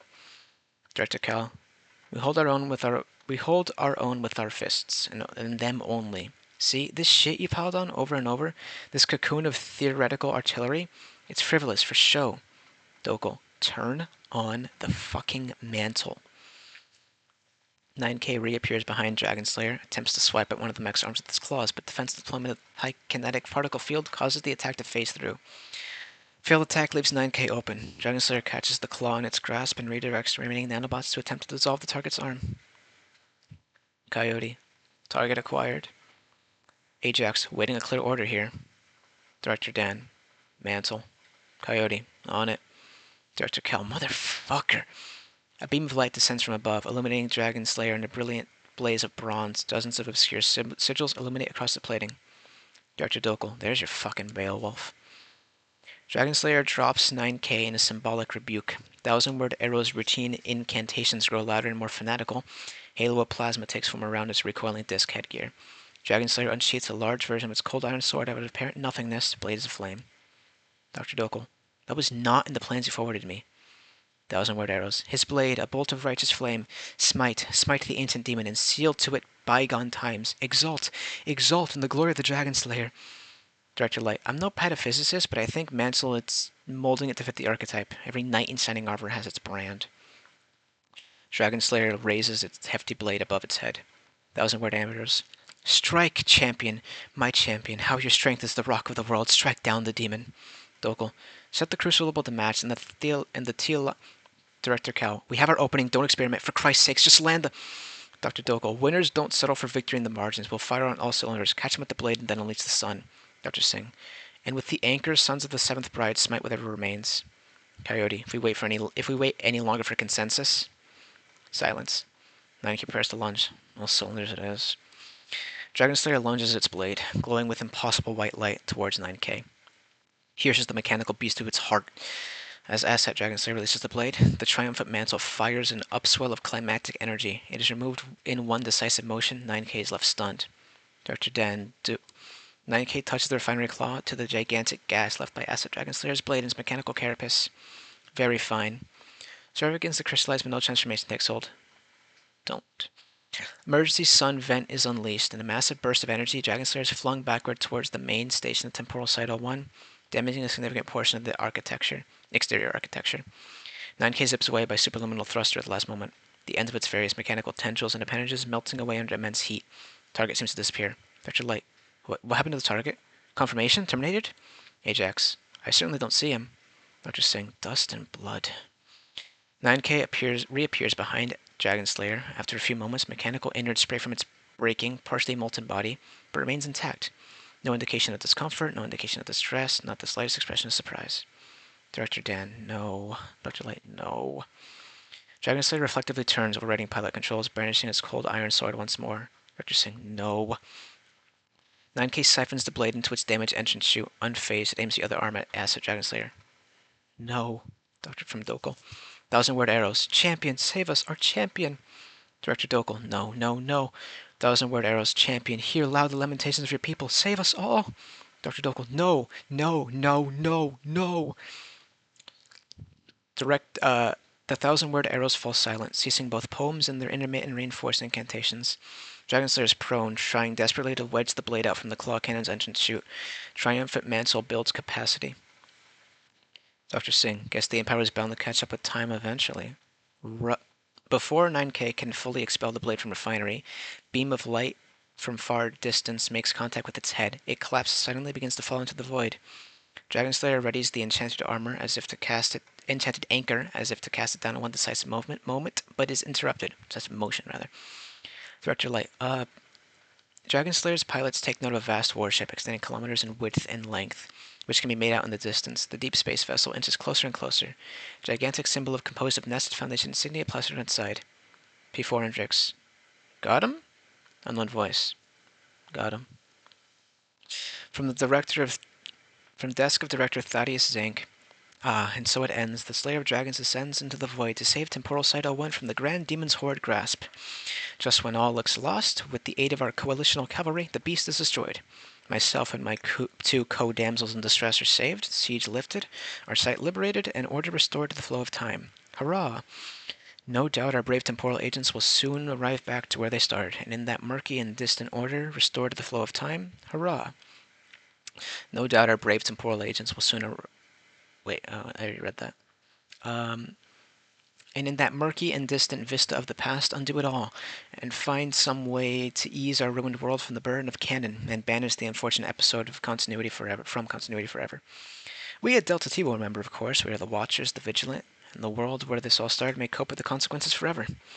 But all the other timelines, the foot soldiers of our fight, the actors of the grand stage, little will they remember when they rise from their beds tomorrow of the war that never was. Wait, you're still here? I must admit, I'm bemused. Why? That's the way our story ends. What else remains? A silly question. We've offered you all that be under the sun, and you are still not satisfied. How terribly typical of those who see time. I understand you're no cog in the deist's machine. You must see every timeline to its end, and must leave no stone unturned. This flaw belongs to us both, be sure. Never is an incomplete chronicle satisfactory. I think our enemies know that, but before you proceed, know this. Not every story, not every line of thread in the grand tapestry has so simple an ending. Neither does this, for every triumph demands to exact a cost. I don't know if you noticed this, my lord of heavy halo and many feather. We've done our due diligence in hiding it from you. But I've been taking notes, I've been keeping the score, just as you. And not all pieces to our puzzle quite fit together. In temporal dynamics, paradoxes are a fickle thing. Let them build up, chronology cannot hold. Contradictions have consequence, plot holes have power, not all narratives survive. So let's see how this one fares. I'm going to quickly pause to go use the bathroom, I'll be back. And I'm back. All are totally silent, PA system blares. This vessel belongs to the Supertemporal Pact Authority. Threat has been neutralized, your time machine has been secured. Warp ship drifts forward. Asset Dragon Slayer remains still as it approaches. Unknown entity, please remain still. Dr. Dan, Dr. Light, kneel. Asset Dragon Slayer does so, continuing to hover via its gravity field while assuming the position. Central Normalcy Authority iteration recognized. Greetings. State your purpose. Silence. Sudden thematic shockwave. The world rings and reverberates. Asset Dragon Slayer, the Meta Foundation vessel is shaken and remains still. A second vessel has disengaged from warp speed. Now visible behind the first is another warship, nearly 6 times as large. As it nears, a name can be printed out on the hull. Unanimity. Unanimity. And an insignia, 3 moons. Second ship drifts closer and closer, dwarfs both Asset Dragon Slayer and the first vessel as it passes. Target's been neutralized, no threat detected. Dr. Dan, god fucking damn it! Epilogue, very fine. Somnic conclavical proceedings, a time afterward. In a secured oniric domain, a woman materializes. It is a boardroom, and 4 figures sit in the shadow at the end of a long round table. She finds she has already opened the door, and stands on the other side of the table in front of them. The false light shining through an open window, pure white void on the other side, blinds her slightly before her eyes begin to adjust. Then she sees them. As the woman becomes lucid, the visual distortion field around her somnic body immediately begins to fade, all which remains as librarian. 0510. Prophetic dreamer. Seen this trick about 100 times before. That said, I'm usually on the other end of it. Secretary Proteus, take a seat. She does so. 0510. Take it with the synod? What's the meaning of this? Secretary Proteus. Good evening. Apparently you have some explaining to do, Archivist. 0510. Seems I always do. Secretary Melida. Central Normalcy Authority Iteration 67439DE923G81B. It goes on. Are you all even in the practice of knowing your universe's index anymore? In the event, Your Excellency, we regret to inform you that your Foundation has been less than scrupulous. In its recent behavior, we've seen you play a direct hand. Secretary Agus, would you be so kind as to provide your own account of this Project Temujin? 0510. A resounding success for my Foundation. In 2 weeks, you took down the largest LSA since Brazil, twice as formidable. These are now the capabilities of Project Resurrection. Sec Agus chuckles. Secretary Agus, define success, Your Excellency.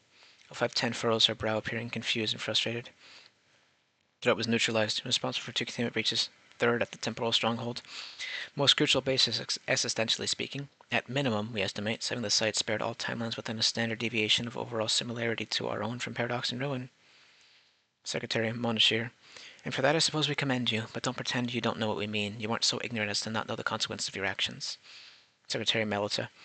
You are aware a full military response to the crisis at Temporal Site 01 at your end was unnecessary, yes? 0510. RCT was updating us constantly on the crisis. The performance was impeccable.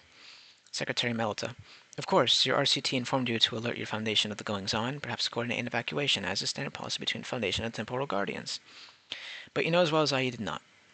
You know as well as I, do you not, that the assistance that we were awaiting to terminate the threat would have been provided by the Meta Foundation, as clearly stipulated in Section 34C of the Supertemporal Coalition Pact. 0510. Well, Secretary Agus. Ma'am, I'll have to ask you to cut to the chase. If you would please explain your decision to authorize Deus Ex-Class reserve resources. 0510. Simple assessment of the risks. Our Etra head and all his staff landed at the conclusion it was necessary, after intense deliberation, or as much of that was possible in such a short time. My own office, so loath to replicate for their future those doomsdays of the forgotten past we knew all too well, agreed. Secretary Agus. Let's put it this way. What do you suppose was the reason you knew the Coalition was obligated to come to the efficacious defense of Temporal Site 01, and nevertheless deliberately opted for your alternative plan, despite its Secretary Proteus, liability-ridden nature? Let's be professional here. 0510. Foundation will go to any length necessary to protect our world, to protect our reality. Secretary Aegis. And do you suppose there's a reason you aren't making sense, despite having heard fully well the information we've just given you? 0510. Excuse me, you ignorant. Secretary Proteus. Agus, please allow me, Madam 10. Let me preface by saying this. Indeed, we rendered the doomsday for us all, but your universe paid the price. Sec Proteus raised his hand. The back projector graph appears. Ontological coherency. It reads, Indigenous reality of CNAI 67439DE923G81B173224DI88D7H2U41. The x-axis is scaled in days, and there's a worrying downward trend. Secretary Proteus. I assume you know what this means, 0510? 0510. The cost of exploiting so much narrative goodwill to get the impossible task done. It's daunting, but we have plans to begin to abate it already. Secretary Proteus. Not just that. Mona? Secretary Monashir. Of course. Sec Monashir uses a laser pointer to indicate a dotted line on the graph. Losing your connection to reality is a slippery slope. Once you start risking it, further steps towards decay get exponentially less difficult. See that line there? Threshold. Sensors deemed it the cosmo-narrative point of no return. That over there is your universe, as of yesterday. 0510. Secretary Proteus. I hope you understand why this is unsustainable for the Pact. Your homeworld is essentially harboring a malicious insanity. We already had to expend the trouble aiding you this time at considerable expense. Now you can imagine what would quickly begin to happen if your Foundation continues to spiral downwards into less and less coherent stories, and we continue to have to bail you out. Secretary Melita. I'm sorry, Madam 10. It's a liability keeping such worlds around. And not just for Goldbaker's lot, but for us. 510. Insanity. Secretary Proteus. Know this judgment is replete with nothing but contrition. We don't interfere, not often. We don't wag our fingers at you unless we know. 0510. We saved you. We saved the all time plane. Your leadership chose to assist us. Secretary Agus. We just informed you, man. It is our contractual obligation. 0510. And we always appreciate aid from our brother foundations, of course, but we didn't request it. We chose the risks we took, and we won. And I don't know exactly what garbage it is you're suggesting. Secretary Melita, let's not mince words. What we're suggesting is the fact of narrative decay, absurdity creep, a chronic and precipitously worsening deterioration of your universe's seriousness. Keep going on the path you're on now, and soon you'll be no better than, well... Sec Militia shakes her head slightly as if in shame. Snaps her fingers, causing the back wall projector to change again. New scene. Universe WS5G743-CG66, ejected CNAI. A title card flashes. A tranquil seaside landscape is abruptly disrupted as a burly man with an anchor tattoo walks to view of the camera, gripping a hammerhead shark by its gills in his left hand. With his right, he clubbers a suffocating creature with superhuman strength and sends it flying to the Mediterranean Sea. Oh my god, you sound like the fucking shark punching center. Secretary Melita. Need we say more, truly? 0510. You intervened at your own pleasure. We had the situation under control. We didn't need you to be our saviors. Secretary Monashir. Oh, but you did. Even if it wasn't our obligation, as you seem to ignore, it's nothing personal, but we can't afford the risk. Even this one intervention is more than can already be done repeatedly while staying in the green. For one, even getting all our member foundations on the phone to discuss pitching in takes an eternity. Multiversal logistics become more difficult as time trudges on. The ways run dry, bubbles of sanity grow further apart, and the void as branches droop from the tree. Old Lampeter slows down more and more. Secretary Melita. Not even mentioning the torture that was finagling them all into going this harebrained scheme with the promise of GB ensuring their losses. 0510. Backstabbing us after we saved Delta T? It's an outrage. Secretary Melita. It's accounting. It's not personal. We aren't your foundation. We don't save the world.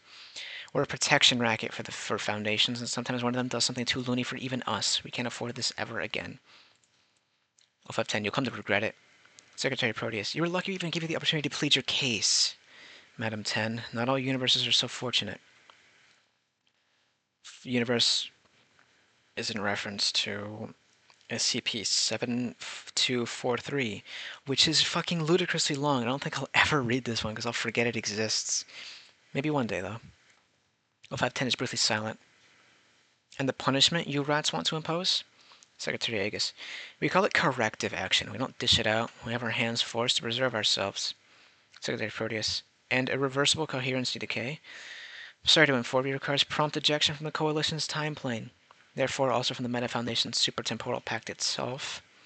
0510. You're not serious. It's a delusion. We're self-sufficient. We don't threaten you.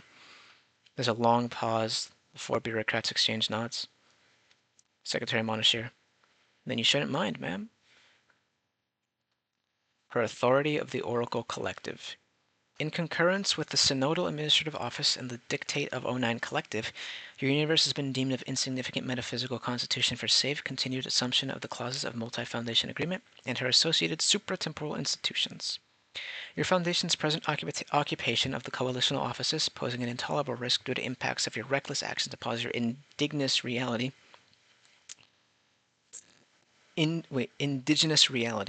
has therefore been deemed in violation of our policy and of the mandate to protect in general. Naturally, we have therefore marked your membership for review and subsequently for termination.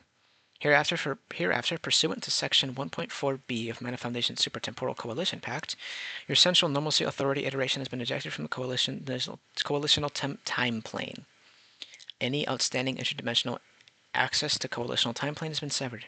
Your coverage under Goldbaker and Associates is now limited per your local provider's capabilities. Your local temporal authority will soon revert to pre-coalitional status, losing any data which would allow your infiltration of the coalitional time plane, or any feasible recreation of our service. Your timeline is subject to the force of the multiverse, including any cataclysms of ontological dissolution resulting from your future acts as a sovereign foundation. Good luck on your own. Damn. I liked this one. Dr. Light. Is it lights or is it Dr. Wright? Or light. Alright, whatever. This was wonderful. As much as I'd love to actually talk about the file I read tonight, this morning, my throat is fucking aching. I want to go to bed. Good night.